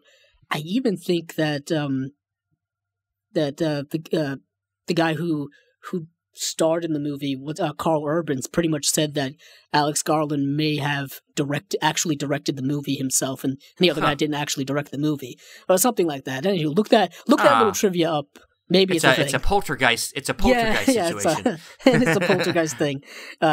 We all know Spielberg directed that movie. Come on. Yeah, we know that. But Dan, did you see this? Yeah. And where does it fall for you? I did see Annihilation, and I'll be honest. When I walked out of this film, I was just like, "What the heck did I just watch?" And I thought about it for a few days, and it just didn't sit with me that well, and I just didn't really enjoy it as much as a lot of other people did. And I'm just so glad that you guys love this film, and I am a huge fan of Ex Machina. I absolutely love Ex Machina, but this film just didn't sit with me that well. I just didn't like some of the choices and some of the story beats and so forth of the story, the film. But I don't have anything against anybody else that do like it, because all film is subjective. So I'm glad you guys love this film. It's just not one of my favorites. Well, you're wrong, Dan. You're wrong. No, I'm just kidding. No, we play nice here. Everybody's opinion matters here. So, I can see why people might be turned off by the movie or not not necessarily enjoying it, because it is once again kind of a little bit of a slow burn too. So yeah, I mean, for a while I thought I had to think about that movie for a while myself before when I started to kind of decipher the movie and start to think about it more. And I of course have watched it a couple more times since, because I bought the 4K because I had to buy the 4K. I think the 4K was limited. Yeah, it was only available at Best Buy for several months. Yeah, I don't know what. Yeah, I don't know what they were doing. They buried this movie. I don't know why. I don't know what the deal is, man. But yeah, I mean, I really loved it as I started to understand a little bit better, and it's definitely, I can't wait to see what he does next, because there's not a lot of directors playing in that sandbox right now. Denis Villeneuve is kind of playing in that sandbox as well. Starting to, yeah. That's why this film was very similar to me when I was watching Blade Runner 2049. It's that similar sandbox of weird sci-fi. Art house sci-fi. That of course, Arrival is kind of that as hard. Well, yeah. And of course, Denny's doing Dune next, so it's the same area. Jesus, weird sci-fi. He's crazy. He's crazy. But yeah, cool. Awesome. So that was your number 2. Now we're going back to me, and we can talk, me and you, Andrew, we can talk about this gem of a Cold film. War? that we both. Thanks for saying Damn, it. God, come on, I gotta move it along now. Okay, sorry. Cold War. Nice. Or I can't even say the Polish name I'm gonna for it. try to pronounce this name. Try to say it, man. Let me hold on. I gotta get it up. It starts with a Z. Boy. Zimla. I can't. I'm not saying it. Let me take a gander. Let me get the actual name up so I can actually try it. Paweł Polakowski. Well, no, not the director. The name of the movie. Called Cold. In Polish. Zimna. It's like Zimna Volna. Yeah. Sounds Zimna about right. Volna, because in Europe they don't pronounce W's the way we pronounce W's. Like there's no W like a wa. You know what I mean? It's pronounced like a V. Yeah, Paweł Pawlowski or how is and he had also done a film called Ida, which had won Best Foreign Film a couple years ago, and this movie is just, I mean, first of all, of course, it's fucking gorgeous. I'm gonna use my first F word today. Oh, gorgeous. You only get one, Stephen. I only get one. Make it count. I made it count right there. Freaking gorgeous. Black and white, same as Ida. It's a film set just after the end of World War II. Yes. And it's kind of in a way a sweeping romance movie. It is a short movie. I mean, this is, we have a lot of long movies on this list, but this is actually a short one. It's only like an hour and a half long, and it kind of shows this. It follows this romance through the end of the end of World War II, and kind of how these two people who are finding their place, in this world, and they're both kind of trying to figure out where they should be, and because of certain circumstances, one person has to go one way and another person has to go another way, and they fight between wanting to be together and wanting to do what's best for themselves, and it's fantastic. It's very much a Romeo and Juliet story, set in the backdrop of post World War II Europe, Middle Europe, like the Eastern Bloc more specifically, Poland, Germany, that area. And the film delves into a little bit about the political context of the time and the divide between East and West Germany and stuff like that. And the film is one of the most stunningly gorgeous movies I've seen from 2018. Just sumptuous cinematography that is framed in the old school 1:3:1 4:3 Academy aspect ratio, which you don't see in movies these days really at all. And the film is in black and white and just incredibly gorgeous. We talked about this off camera before. He has an interesting way of framing stuff. Yes. He uses a lot of headspace, usually, and a lot of negative space when it comes to like a lot of wide shots. Yeah, which is incredible because with that framing, you have a limited amount of space to work with, and he utilizes it very, very well. There are some tracking shots. There are some still like just non-tracking shots, just wide shots of a character being framed in such a way to elicit a very interesting visual language. His films have a lot of visual language. If you haven't seen his recent film, Ida, which came out a few years ago, which I described as a modern-day Bergman film. It won the Oscar for Best Foreign Language Film, and I would say if it wasn't for another certain movie that we're probably going to talk about really soon, this movie possibly could win Best Foreign Language Film again this year. But it's a gorgeously stunning film. Yet again, a difficult film to watch. These foreign films are tough to find. They don't get a big distribution releases. As it is, Steven had to do a little sneaky sneak. I went as far as going to the UK, and it got a Blu-ray release over there, and I just went and dropped like $25 to get one. He did a little. He went. He circumvented the law, and I was like, screw this! You're not gonna put it in my theaters. I'm gonna go buy the Blu-ray from the UK. And I think the Blu-ray's coming out here, hopefully this year. I think hopefully, yeah. I mean, I really want to see it. It's a film I think it's put out by IFC Films or someone like that. So hopefully it gets a Blu-ray release eventually. But this is a gorgeous film. It's one beautiful. Of the I'm not gonna. It's one of the movies that just the visuals alone you don't forget. And the acting is fantastic as well, and the story is interesting in the way it's framed. It's framed in a almost chapter like. I'll say it's chapter like. Well, chapter, but it also I feel like that the way the romance is kind of unfolds kind of feels old school to me, like very much like old school classic Hollywood romance movies where you don't necessarily understand, like you don't necessarily feel like you've seen how they fall in love, but they just do. Yeah, and it like sometimes that turns people off, and sometimes people just. But go what is with interesting is that it's almost non-romanticized in that way. Like there's no sweeping moment of like a ravishing. Nobody grabs love. somebody in the rain. Nobody grabs somebody in the rain like and kisses dipping them and kissing and like a sun, like making out at sunset and all that kind of stuff. No, it's very grounded. It's very subtle. It's grounded, but it feels like a fantasy as well. It's unique, very unique filmmaking. Yeah.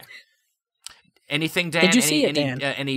You want to say how you're jealous that you haven't seen it? No, I actually have seen it. No, you have seen it. I have seen it, and it's I don't know what else I could say. But you guys said so much about the cinematography. The other thing is, you're talking about a volcano and a Dante's Peak. How about A Star Is Born, A Vox Lux, and A Cold War?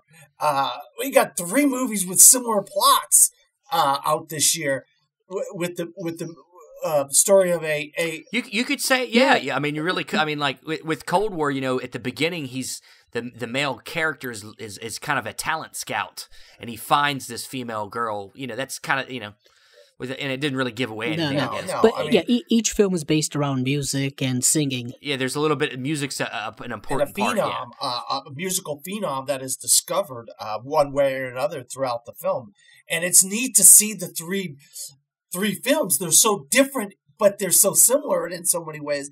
But this film is way better than Vox Lux, in my opinion. And I mean, it's definitely going to get nominated in cinematography during the Academy Awards and probably foreign language film.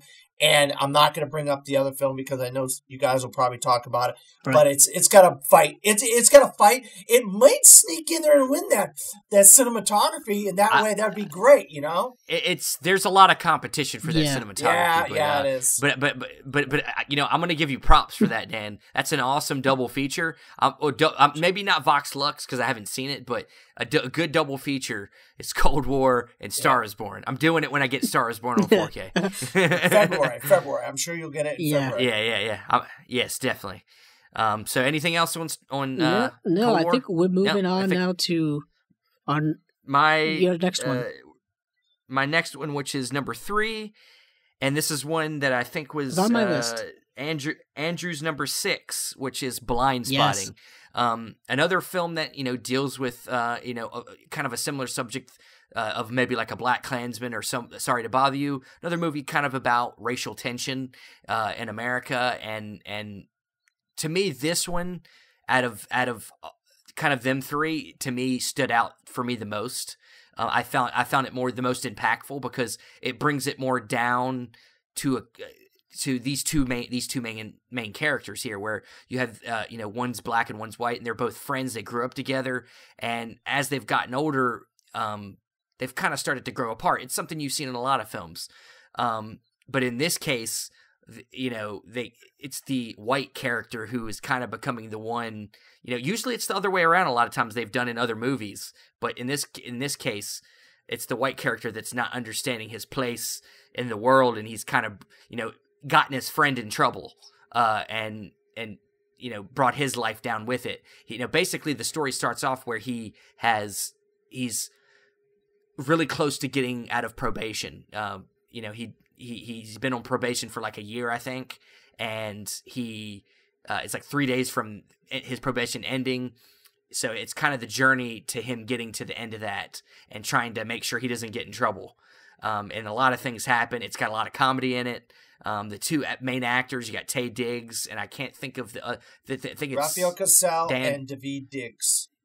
Yeah, they're fantastic. The chemistry is fantastic in this movie, and it's just got once again, another kind of existentialness to it in a lot of ways, where the main character is thinking of is the fear he has is getting visualized in visions he has. But he basically, what sets off the movie is that he witnesses a white cop shooting a black man, and then has to deal with that on his conscience as he goes through the next few days. And I find it to be a very impactful film. Yeah, it's a movie that is very underrated and kind of, hovering under the radar, I think, for really hidden gems of 2018.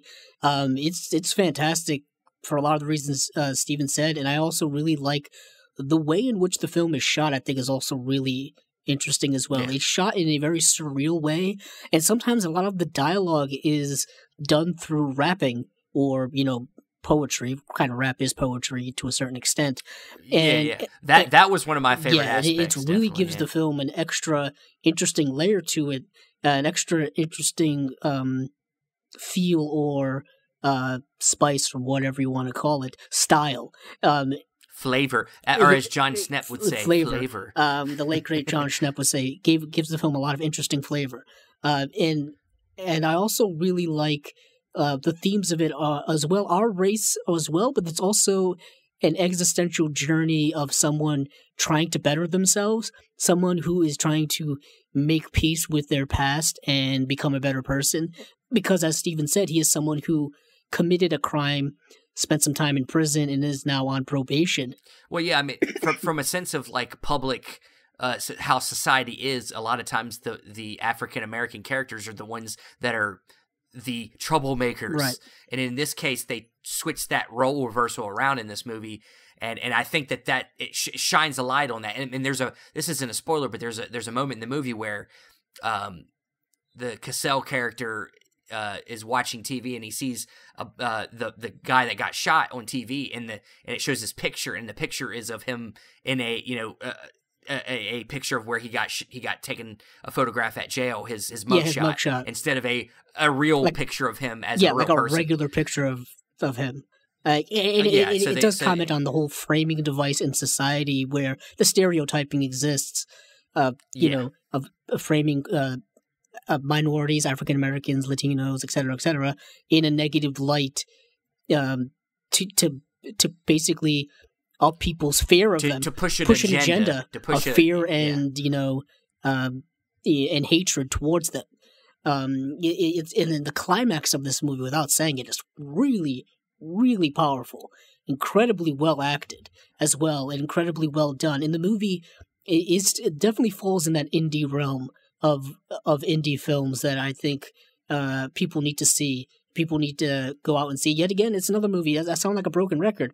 It didn't get that wide of a distribution release. It didn't stay in theaters very long. It's now available on DVD and Blu-ray and digital and all that kind of stuff. So go out and see it right now. Like, after you watch this, go find it any way you can. Get it. Watch it. Love it. Don't be blind. Don't be blind. Don't be blind.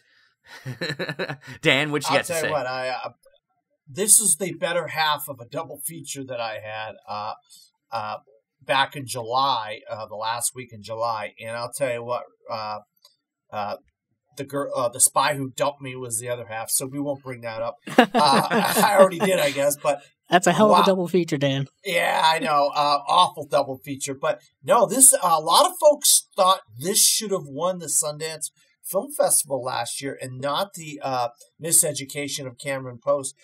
People were raving about this film, and correct me if I'm wrong, Daveed Diggs, I believe, was in the original cast of Hamilton, and he takes some of that and he puts it into this story.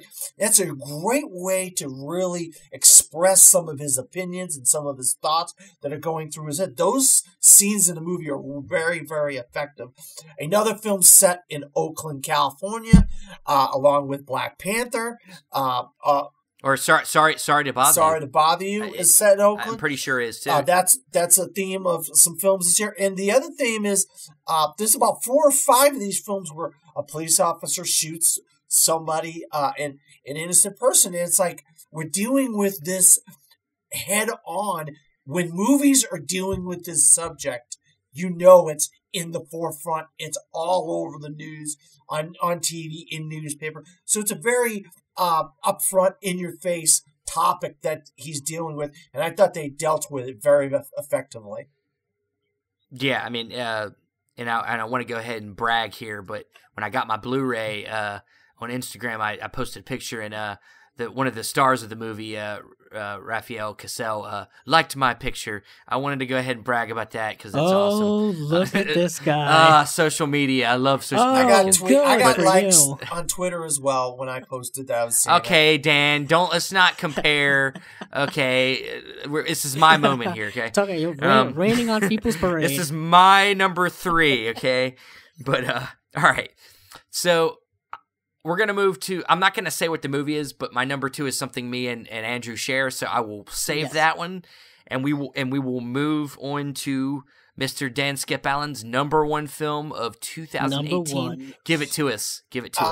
It's a film I was really looking forward to because I heard such great things coming out of the Toronto Film Festival back in September. And I'm like, when I saw the trailer, I was like, oh my God, this could, I wasn't like, okay, this trailer is good. And I'm like, is it? I wasn't thinking this is going to be my number 1 movie of the year. But when I was hearing good things about it coming out of Toronto, I was like, okay, let me make this a point to see this film. And I saw it a month before it came out in theaters. I saw it in late October, after the Toronto Film Festival. And it's called Green Book.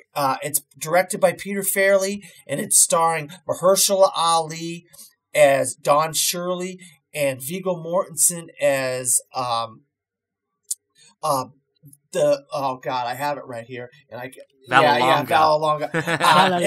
It's Tony the Lip Vallelonga. And Tony Lip works at a place we all might remember if we're a fan of Goodfellas, a nightclub called the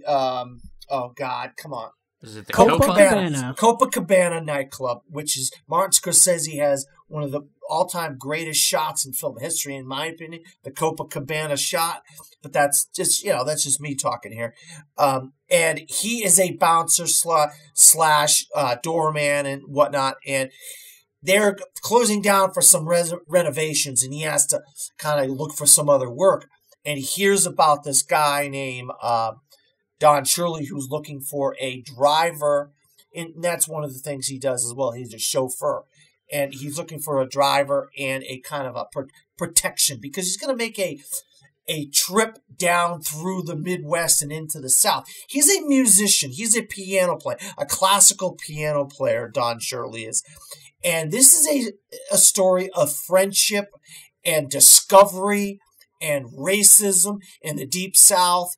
And two people that don't know each other that well, they're getting to know each other on this trip. And of course, there's a lot of tension dealing with the South and whatnot. And also, it has to deal with family because while Tony's doing this trip, his family's back at home, and it's during the holidays, Thanksgiving, Christmas, and so forth. So he's writing letters, and he's getting help writing the letters. The strength of this film, though, is its script. A fantastic script, in my opinion. Very good direction by Peter Farrelly, but the main strength is its lead actors. Mahershala Ali, who we already know, has won an Academy Award for Moonlight, and Viggo Mortensen, who's been nominated for an Academy Award multiple times, most recently Captain Fantastic. These guys are incredible in this film. This film really is the film that everybody needs to see and needs to be seen by as many eyes as possible, in my opinion. I think it's an incredible film. It's a beautiful film. It's a film about friendship and family. And right now, friendship and family is something we lack in this country and in the world. A lot of people need to start realizing how important friendship and family is. So Green Book is my number one. Yeah, it's definitely a movie I enjoyed. I had it in my top 10 for a while, but I think Andrew can elaborate more on it with me. But I mean, like we both kind of, I think him initially, but me, it took some time. I started listening to more opinions about this movie and just found that some of the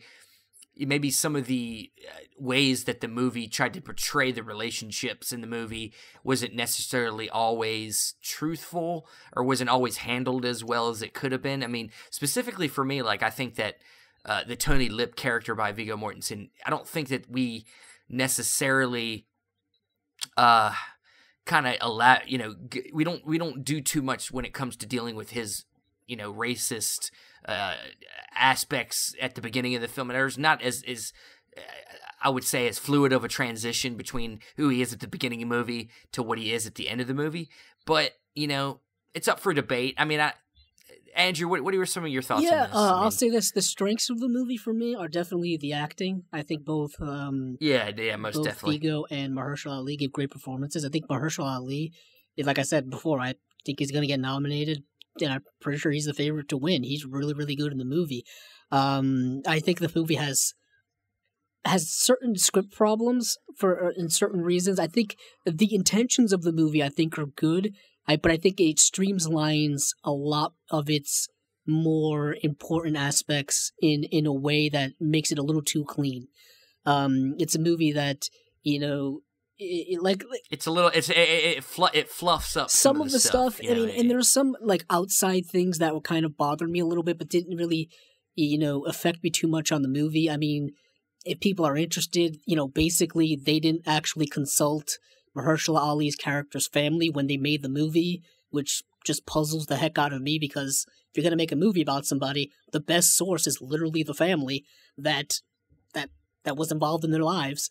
And the movie itself, I think, while it has great intentions, I think just doesn't come across as sincere as possible, and Hollywoodizes, I think, a lot of its racial aspects that I think are really rubbing the people the wrong way, because I know there are a lot of people who really do not like this movie. I'm not quite in their camp, but I can understand why they don't like it. Yeah, I still I find the movie to be a really good feel-good movie. It is a feel-good movie. It's a good road movie. Like it's a genuine. Yeah. There's some comedic moments in the movie. What's his name? Vallelonga by Viggo is really not politically correct at all when it comes to talking about anyone or anything, and those lead to a lot of comedic moments.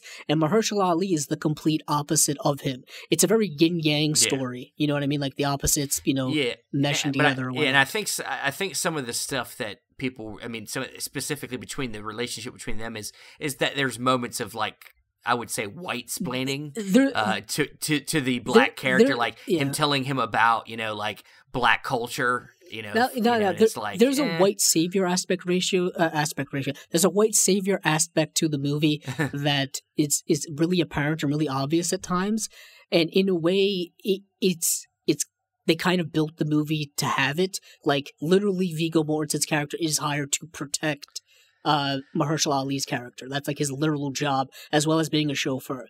And like Steven said, I didn't understand at what point did Viggo Mortensen's character go from being someone who is seemingly very racist to someone who now has a friendship and a respect for him. It is gradual, but like there weren't enough significant moments for him to get to that moment to be as convincing for me. But I don't think it's a terrible movie. Some people really, like I said, do not like it. Yeah, they really hate the movie. They're really hitting it hard. It didn't help recently that Nick Vallelonga came. Some of his old tweets resurfaced, and they don't look very good for someone who's making a movie that is tackling racism very well. But that's more outside of the movie stuff, anyways. I don't like to let those things really impact the movie too much. I like to let the movies speak for themselves. But you can't help, seeing a certain correlation in there. So Green Book is Dan's number one. Interesting. Yeah. Made by the guy that did Dumb and Dumber. It's crazy. One half of the Farrelly brothers, who also did, what's that movie? Shallow Hal. Oh, yes. Something About Mary. Something About Mary. What was that? A favorite of mine. I was just going to mention that. Stuck on You. That was them? Yeah. All right, so I guess Andrew, let's talk about my number 2 and your number 1, man. Let's do it. Let's do it, man. You can do it. Number 1 is Alfonso Cuarón's Roma, which came out finally on Netflix in late December, right around the holidays. So I literally waited almost the entire year to watch this movie. But I saw it back in October. Yes, this did. I'll say this. This did get a limited theatrical release. It was at a lot of festivals. That's where Steven saw it, and that's where a lot of people saw it. But a lot of people also saw it at their local indie theaters or whatnot. And I whipped out and I watched it at home on Netflix. The literal moment that it dropped, like I was on Netflix, like refreshing at like 2:59 a.m. because it's going to drop. Luckily, that's like the middle of the day. Yeah. Luckily, I'm like wide awake at 3 a.m., the witching hour, or whatever they call it. And I was like refreshing, like, okay, it's coming. And then boom, it showed up at 3 a.m. and I watched it right away. There it was. This movie, my goodness, so much to say, but I don't want to take another hour talking about it. I'll say this. Similar to what I said for Cold War, amazing cinematography. Breathtaking, definitely gorgeous, stunning. I believe shot by Alfonso Cuarón himself. He did everything in this movie. He wrote it, directed it, shot it. He has the potential to win maybe 3 Oscars. Or maybe 2 I think he's got Oscars. Directing locked up pretty hard. I mean, he might win cinematography. Yeah, that too. The cinematography. I think is he a producer on the movie? So he might win an Oscar. If you're going to do all the other things, you might as well too. Produce it. Yeah. Yeah. So he has a potential to win 3 Oscars. Yeah, and I'm pretty sure it's going to be nominated for Best Foreign Language as well. But this movie is stunning visually. Just the long takes, the wide shots. It's shot in, a very wide lens, and he took a lot from what he learned by working with Emmanuel Lubezki for so many years on so many movies and applied that literally directly to this movie. But this movie, for those of you who don't know, it's kind of a slice of life film, takes place in Mexico City in early 1970s, I believe, or 1970s in general. And semi-autobiographical. It's something that's a personal film for him. It's centered around a character who is a maid/nanny for this kind of wealthy couple that they have, I believe, 2 or 3 children. Three children, and they have a couple of dogs that just keep pooping everywhere. It's kind of funny. Yeah, they just keep pooping. They keep pooping in the driveway. It's pretty great. And they got to keep cleaning it. And it's just kind of following this person's life from like a year or so. And just the trials and tribulations of what it's like to be kind of in that vocation at that time, in that place. It's actually very similar to probably now. There are still people who are maids/nannies who take care of, wealthier people's children and homes and whatnot. And it really it shows how real that life can be, and how difficult that life can be. But there's also so many different themes in it of family and pseudo motherhood or possible motherhood and things like that. Yeah, I absolutely adore this movie in every way, and it's a subtle movie. There's no there's no mid-second act climax. There's no like any type of action sequences or things like that would be like a big set piece. It's very subtle in the way it's just following this person's life for like a whole year or so. It's an amazing movie, just incredibly breathtaking in all of its aspects for me. And also, they use non-actors in the main roles. The actress who plays this character, I think she's amazing for somebody who literally has no acting credits at all. She's just incredible for me. She's plucked out of nowhere. And now she's going to all these award shows and all this kind of stuff, getting, talking with like Tom Hanks and all these kind of celebrities. Oh, why can't I get plucked out of nowhere to do something, right? Yalitza Aparicio. Yes. Thank you, Dan. Thank you. Dan's is our go-to pronouncer today. But yeah, I mean, it was one that was at my number 1 for a long time, and then I kind of made a last-minute change because I started to think about what movie kind of resonated with me more, and we'll get to that in a second. But yeah, Roma, Alfonso Cuarón, just continues to surprise, man. I mean, he goes, he last film he did before this was Gravity, and this big space movie using a lot of special effects and things, and did Children of Men. And when I went to the screening, when I saw it at Telluride, he was there, so I got to see him in person and him talk about the movie and what it meant to him, and also they did kind of they were giving him an award and they were doing like a retrospective. So before the movie started, they showed like some of his greatest works, which were like Children of Men and Y Tu Mama Tambien, and he kind of goes back to that where it was more personal. You forgot his best work, Harry Potter 3. Harry Potter and the Prisoner of Azkaban. Oh yeah, of course. No other. They actually showed clips. No from other that, Harry so. Potter movie looks like that at all. No, it doesn't. So yeah, it just there was an extra layer of awesomeness watching that movie with knowing Quran was right there, yeah, he utilizes a lot of pans in this movie, just panning back and forth like it's on one of them fans, and he utilizes it really well, and it's just hard to describe. It's one of the movies you just got to go experience. It's an experience of a movie. It's not one you can really say, this is the plot. You watch it and you don't let things distract. Put your cell phone in the other room and just stick with it. And it's a little over 2 hours. Yeah, like 2 and hours it's not a movie minutes. that I think you may be able to personally connect with, but there's something personal about it. No. You know what I mean? Like it's a personal story. It's something that's relatable to everybody. Not every event that happens in the movie is something that you can say you experience. But you watch all these Marvel movies. Oh yeah, I'm used to fighting guys like Thanos who throw planets at people. I know that's my weekend. Yeah, that's my weekend. So that's just icing on the cake. But all the human stuff is the stuff that you can grab onto, and there's just some amazing moments in this movie that you just kind of marvel at, and it's on Netflix. Go watch it. You literally, God, it's the easiest thing to watch. You don't have to leave your house. You don't have to leave your house, even though I was lucky enough to see it in theaters. I wish they would have shown it in more theaters. But I'm pretty sure because it was Alfonso Cuarón, he had that weight, he had that heft. He was able to at least get a little bit of a release. Yeah, Netflix. Some guys don't even get a release. Netflix isn't high on releasing their movies in theaters, but they're starting to break that shell a little bit. Well, there's a rumor right now. They're trying to. I think there's a rumor. Amazon I think did it, but they might start purchasing theaters. Theater chains show some of their movies. I think Amazon grabbed a theater chain that was going under. I can't remember who it was. But is it Cinemark? Yeah, I think it was Cinemark. Maybe it was a small theater chain. I think started by like Mark Cuban, who was like the owner of the Dallas Mavericks, something like that. I don't know. I don't know the backstory about that. But anywho, Netflix is doing it. You know what I mean? This was a Netflix production, so from what I've heard, Netflix basically gives you money and you do whatever you want. That's what I hear. Yeah. Ah, man, come on, guys! You don't want to do you don't get studio notes from Netflix. Give me some money, please.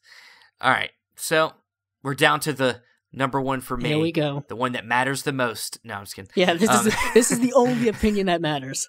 This is the only number one that matters here. I'm just kidding, guys.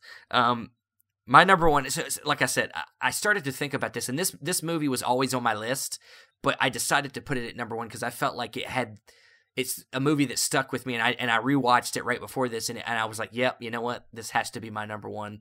Because even though the lead character was played by a female, so many things in this movie were also, for me, things that happened to me and things that I could understand and feel. And for a first-time director, it's amazing. And it's the movie 8th Grade.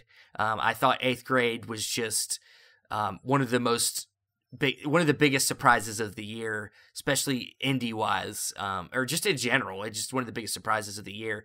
And Bo Burnham, who was the director, his first time, he found a way to zero in on certain emotions in certain situations, and did it in certain ways that I could sometimes certain situations are played or not played up the right way. They're kind of like smoothed over a little bit, kind of like what we're talking about with something like Green Book, where they kind of smooth over some certain details. But I think in 8th Grade, they go over certain situations in a very real way, visceral way, where you're with the person. Like, there's a scene in the movie where she goes to a pool party and she's never done that. She's never been around this many people, and to try to fit in, and she goes to the bathroom and she's having all this anxiety, and you're with her, and it's got so many moments like that where you're with the character and you feel it. And also there's this added aspect of modern day technology and how as kids today had this added kind of pressure to be noticed on social media. If you're not doing things on social media and being fun and being active on social, that makes you not cool or not fun and not with the crowd. So that, you know, it's something I could, I mean, when I was that age, it wasn't necessarily, YouTube wasn't really a thing yet. It was in its infancy. It wasn't really much of a thing yet, but I can still relate to the whole thing of being on social media and because I didn't get Facebook until after I got out of high school. So I kind of had some of them pressures where I was like, what is this Facebook thing? I don't really, but I just found this movie to be so raw and so just hit right at home. And the lead actress it's her first time. What's her name, Dan? Elsie Fisher.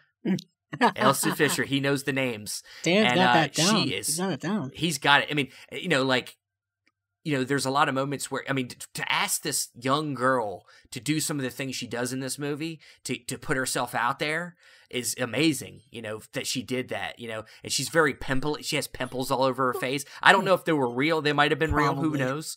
Probably not. Probably real. I would say so. Maybe. I mean, it's amazing. I mean, they showed her in them really real moments where she was like, she would put makeup on to try to cover up the zits, and then beautiful, fantastic movie. My favorite movie of the year. I'll hand it to Dan because I don't think we got Dan's thoughts on Roma.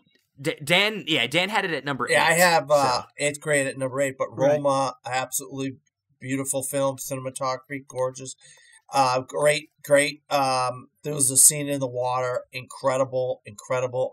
And listening to Hollywood Reporter's podcast on YouTube, he explains that whole scene and what went into the scene in the water. Very, very interesting to listen to the Hollywood Reporter's Directors Roundtable on that. Dan didn't even put it on his list, but it had number 11. Whatever. Number 11. Roma was number 11 on my list. It actually, I messed up my honorable mentions when I sent them to you, but Roma was number 11. So it was that close to making my top 10, Roma. But I absolutely loved it. Beautiful film. I just want to quote somebody, somebody that sent me a message way back in late August, early September. Somebody said to me, it was a masterpiece. And I just want to say, that was me. That person is on this podcast right now. And when I heard the word masterpiece, I said to myself, I have got to see this film. And Stephen was right. It is an absolute masterpiece. I just like 10 films more than Roma. So that means all his other 10 films were masterpieces. Yeah, they must have been. They must have been. I did love Roma, so I wanted to bring that up. But 8th grade, the bathing suit scene, cringeworthy. If you're 18, if you're a teenager and you're awkward and you're a little shy, that scene is the most cringeworthy scene. One of the most cringeworthy scenes I've seen all year, next to probably towards the end of BlacKkKlansman. Want to talk about, you're like on the seat, you're wondering what's going on, and it's just like, in the most awful color of bathing suit. It's like, well, the other thing too is just like, I love how they didn't shy away from how kind of like what they did with a comedy this year called Blockers, where they showed female sexuality, like where they were pining after men.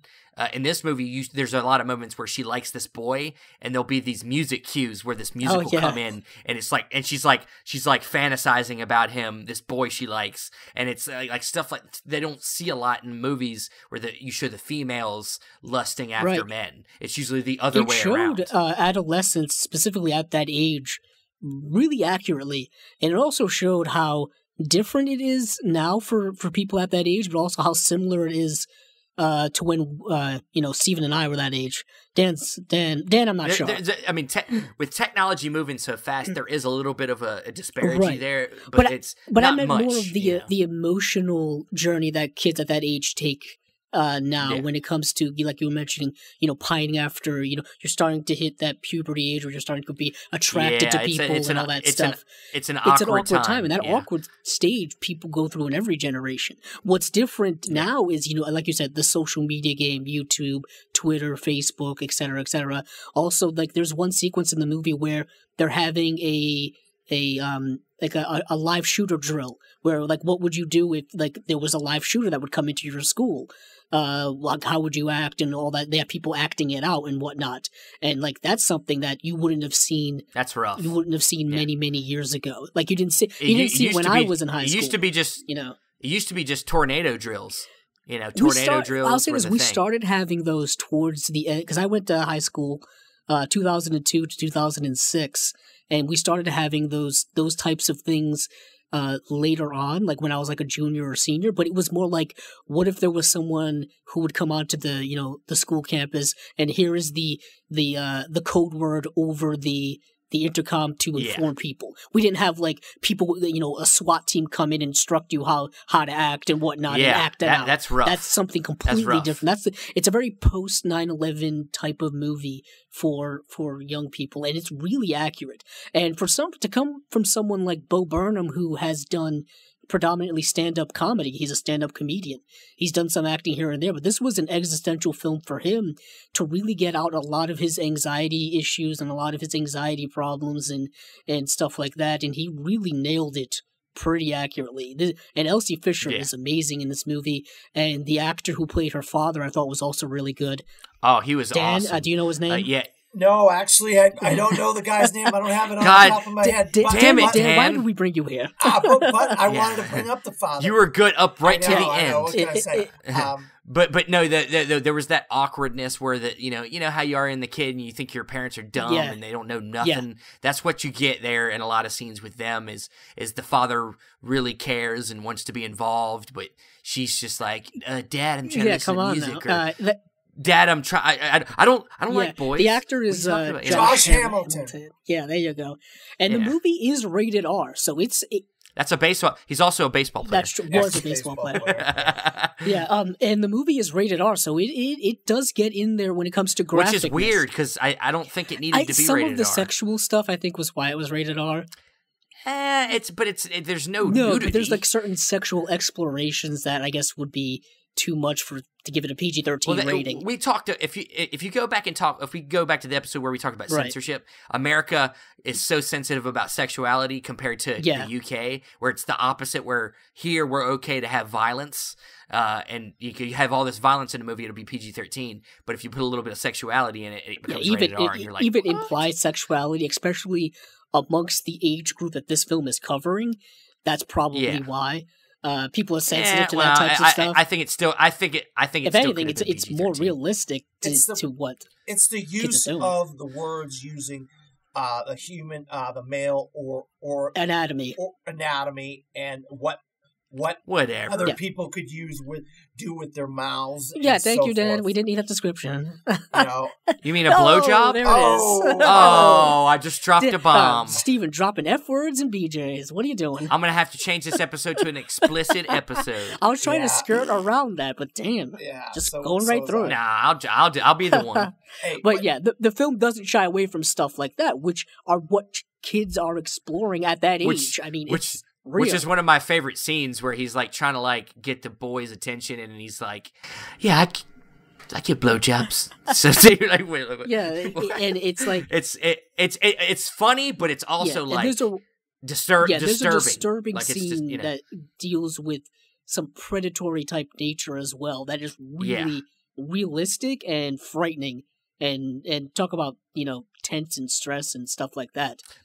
But I say if you have kids around this age, let them watch. You want to hear movie. something interesting? When I was in the theater watching it, it was me, a couple other people, and then I'm pretty sure a mom took like their two 8th grade aged children to it or something like that. And I was like, that was probably the reason. They're like, "Oh, you're in 8th grade." Exactly. I'm like, I don't know if this movie is going to be. And then the mom was probably disturbed by the end. She's probably distraught. Like, what did I just do? Yeah. Well, the thing is, they did screenings. Are you doing this? They did screenings for the entire country, all of the country, for free for middle school kids and high school kids.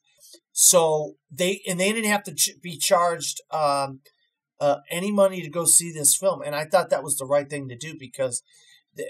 Oh man, I'm in middle school. I saw a screening pretty early, way back in July of this, and it really captures everything that a kid is going through at that age, and the parents, what the parents are going through, teachers. I mean, Bo Burnham, for a first-time filmmaker, wow, what a great outing! This film was incredible. So we all agree Eighth Grade is the best movie of. It's in my top 5. Oh yeah, I mean, I guess if we were doing top 10 roles, it probably would be number I had one. it at 8. Eighth grade, 8. You know. Nice. I mean, it's the only commonality between all three of us. I think. Oh really? I don't know. I think so. Yeah. Yeah, I guess. I think so. Yeah. It is. I think it's the only one that has all three of us because I don't have Black Klansman, but you both have Black Klansman. And we both have Annihilation, but he doesn't. You guys have Roma too, right? Yeah. We both have Roma, but you don't.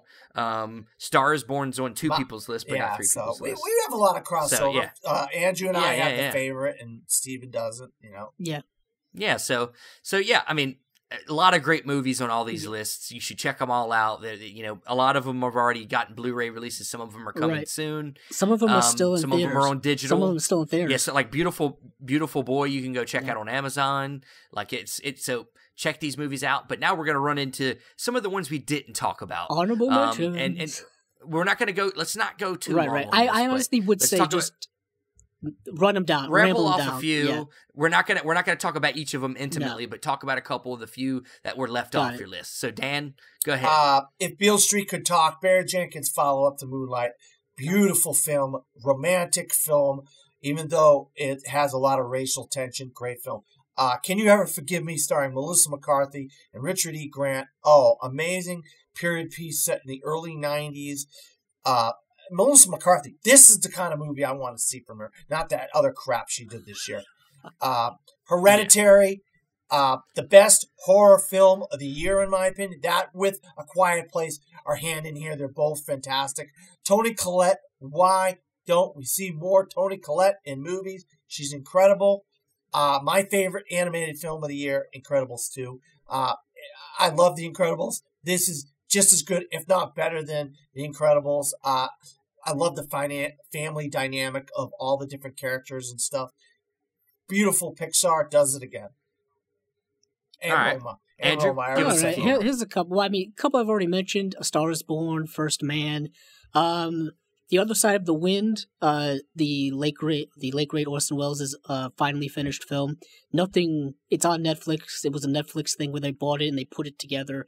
They got a lot of people who had worked on it to put it together, Peter Bogdanovich, et cetera, et cetera. There's nothing like this movie. It's the way it was done. It's just incredible to me. It's unlike anything you've ever seen. Hereditary, like Dan said, Sorry to Bother You, which was mentioned. First Reformed, which was mentioned. Mandy, Nicolas Cage, yes. Banana Land. Yes. This movie is art house, horror, crazy, surreal, vengeful Nicolas Cage, drenched in blood, carrying axes, hunting down Cenobite bikers. This movie's crazy. This movie's banana. It's amazing. Burning, which I just mentioned I saw last night. Yes. The Miseducation of Cameron Post, I think, is underrated. The movie starring Chloe Grace Moretz, where she's I think based on a true story, based on a book where she's taken to a gay conversion camp or whatever. Yeah. There was another film this year that was a gay conversion. The movie Boy Erased. Boy Erased was another one that was very similar. But a couple other mainstream ones. Black Panther, which came out way earlier this year, did bonkers box office. One of MCU's best movies. Infinity War, you gotta throw that up there just for its sheer epicness. It's basically a movie that's 3 acts in all of its acts. It's that crazy. Yeah. Mission Impossible Fallout. That franchise is still going, and it's just getting better. Still going, man. And now Christopher McQuarrie is going to do 2 more movies. Kind of crazy. It's crazy. And a couple of other ones that are Creed 2. Well, don't take them all, man. Creed 2 I have to mention because it's an personal. Well, Creed 2 is Creed 2. Personal movie for me. And then one of the more underrated indie movies of the year, The Rider. Find it if you can and watch it if you can. It's one I haven't seen yet. Yeah, the Blu-ray is It's one- absurdly expensive. I don't know why right now. Yeah, it's ridiculous. All right, so a few that you brought up. We brought up Boy Erased. I caught that at Telluride too. I really liked that. It's a great experience in the theater too. With Joel Edgerton was there with the writer who wrote the book also, and also of course You Were Never Really There. I love that movie too. One that was also kind of an indie gem for me was mid-90s. Oh yeah, mid-90s. Jonah Hill. Jonah Hill's debut. It captures that skateboarder lifestyle mentality, and it's another, I think, first time actor, and he was really good. A few first time actors that stand holds up three fingers. Also, I agree. A Quiet Place was a really good one. Early in the year, it just ended up falling off. It's down to like 17 for me. A mainstream one that I really liked, Crazy Rich Asians was one I really liked. I think it was one of the better rom-coms that have come out in a while. Surprise hit of the year. Yeah, definitely, and of course the diversity of having a mostly Asian cast was fantastic to see that culture. Sure, there was probably some extras that were white. Okay, I wasn't looking at the extras. No, I'm just kidding. But there's that. There's also The Hate U Give, which was another film about kind of the same subject. A lot of movies about racial tension. You had, like we've talked about, Sorry to Bother You, and Black Klansman, right. and Blind Spotting. Very similar, especially Blind Spotting. Very similar kind of situations, but this was more of a straightforward story, kind of easier to follow than the others. But and then one more I'll mention. Actually, I'll mention two more. Widows. Thank you. Steve McQueen. I was just gonna sneak that one in. Thank you. Yeah, Widows. I really enjoyed it. I think it does have some script problems, but the direction's really interesting, and especially for somebody that had not really done this kind of a big budget movie with this big of a cast. Steve McQueen's used to seeing these smaller movies, more character driven movies.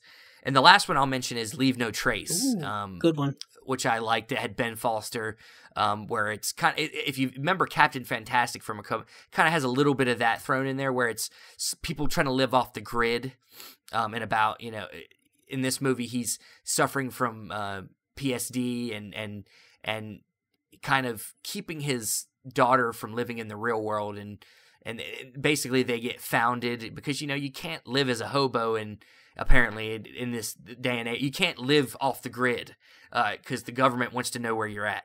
Well, I think he was like living in like a national park or something. Well, he was, but still, it's kind of what they were hinting at, was that you can't just live off the grid. I think you have to be on the grid. I think mostly, it came down to, if it was him living by himself, I don't think they would.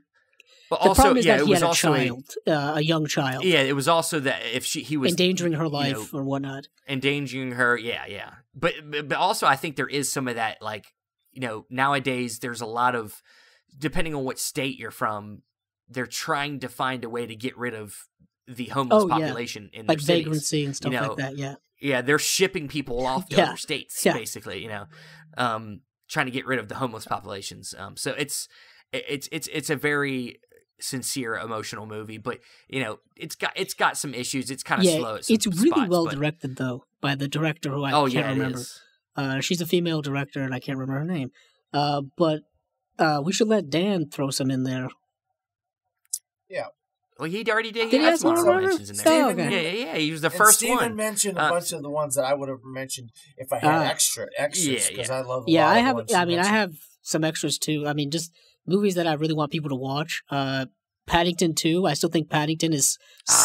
Those movies are so goddamn delightful. Love, Simon, I thought was really good as well. People really love Simon. Yeah, I liked Love, Simon. Another horror movie called Revenge. It's a French revenge movie, if you will. Really bloody movie if you're really into that. But yeah, the director. Yeah, I mean, there's countless movies. There's countless. I mean, I have a list of over 100. Dan has a list of over 1 million. So Yeah, over 1 million that came out. 250. I wasn't going to ask you for your number, Dan. Thank you for providing it. But 250, that's a good number. To end the show, well, we do we want to go we're gonna with the bottoms? we're gonna go through a few disappointing or worst movies, ones that didn't hit the mark for us this year. Let's Dan go through a few for us. Do 5. We're gonna do 5 each. I'll be honest with you. I'm just gonna say one. If you don't mind me just saying one. Sure. Yeah, go for it. It's called Holmes and Watson. It is an absolute piece of freaking garbage. It's the last movie I saw of 2018 official. In the year of 2018, it is absolute dumpster fire. It's a great way to end the year. Piece of trash, garbage. Never go see this film, please, guys. This movie is awful. I don't plan on seeing that. For me, I mean, just 5 randos from down here. I'll say this: Death Wish with Bruce Willis was bad. I mean, that man is sleepwalking through his roles now. Doesn't care. The movie, The Outsider, starring Jared Leto, where he was like some type of Yakuza/samurai guy. It's a Netflix movie. Mute, which is another movie, which has a cool setting, but with a really lackluster story. It's set in this kind of like cyberpunk dystopian, Blade Runner-esque future, but the story's kind of just not great. A couple of disappointments that were like, movies I was anticipating, and they were just not. You didn't live up to the snuff. Jurassic World: Fallen Kingdom. That movie disappointed the heck out of me. I love Jurassic Park. I've talked with Steven about it, how Steven Spielberg's first film is fantastic, whatnot. But yeah, the Fallen Kingdom. That movie just falls apart in the second half. The screenplay's not good. And another movie from a franchise that is from the past, The Predator. I think it was another movie. Looked like it was chopped up to heck, and I'm like, what is this movie looks like it was chopped up and put back together with duct tape. What's going on here? Yeah. So that's a couple of ones that are at the bottom of my list. Yeah, I definitely want to put Predator on my disappointing. That was a disappointment for sure. Especially having Shane Black come back, I was like, it was supposed to be a rated R movie. Then they recut it to be PG-13. What a mess. It's rough. All right, so a couple for me. I would say one of the most disappointing films for me was Ready Player One. Yeah, I found, being a fan of the book, I like the movie, but it was, to me, it didn't capture all the things I loved about the book, which was mostly the relationships between the characters. I think he kind of changes. I mean, he changes the sequence of events, definitely. And of course, adapting a book, you have to change some things. But this book isn't a big book. No, I was gonna say the problem with the book is that they probably couldn't get the rights to all of the interesting things that the book was doing. Well, yeah, I mean, they didn't even follow the steps in order to the journey that this kid's going on. They didn't even follow that. Well, that's what I'm saying. Like there's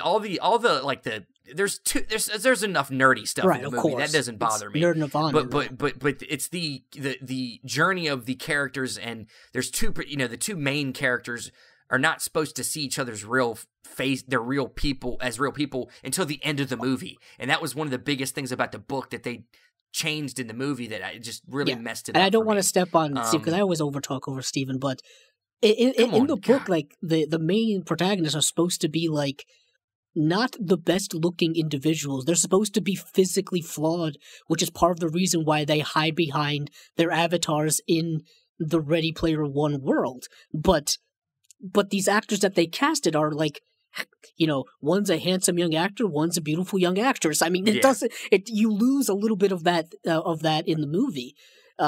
It was a disappointment for me. It's not in the bottom of my list, but I know what Steven's talking about.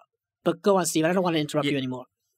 Oh, it's okay. Another one that's disappointing, I think maybe you guys will agree with me. Maybe, I don't know. Solo, of course, was just kind of I guess I expected it not to be that great, but it just didn't work for me. I think it was kind of an unnecessary movie that came out that we didn't necessarily need, but I don't know. What do you think, guys? I think Dan loves it. I like it more than other people. I like it more than other people. I'll say that. It does have problems, and we all know that this movie was basically made twice, or at least 1.5 times. It's kind of obvious. Yeah. Dan, you really like the movie? I love the Han Solo character. I love the Chewbacca stuff. I love the Lando stuff. I love the story of learning about Han Solo and all that stuff that goes with his character. I enjoyed this movie. It was in my top 10 for a little while during the year. It may have been in my top 10 halfway through the year. I'm not sure.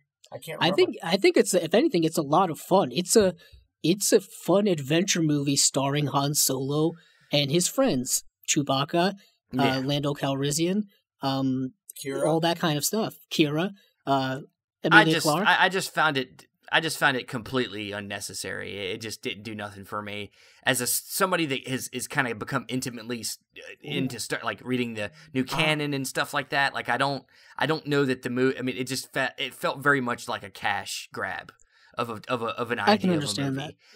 I mean, which I'm not stupid. I understand that it's a business, but it just didn't work for me. Do you have another one? But this is actually one I just didn't like. Completely didn't like.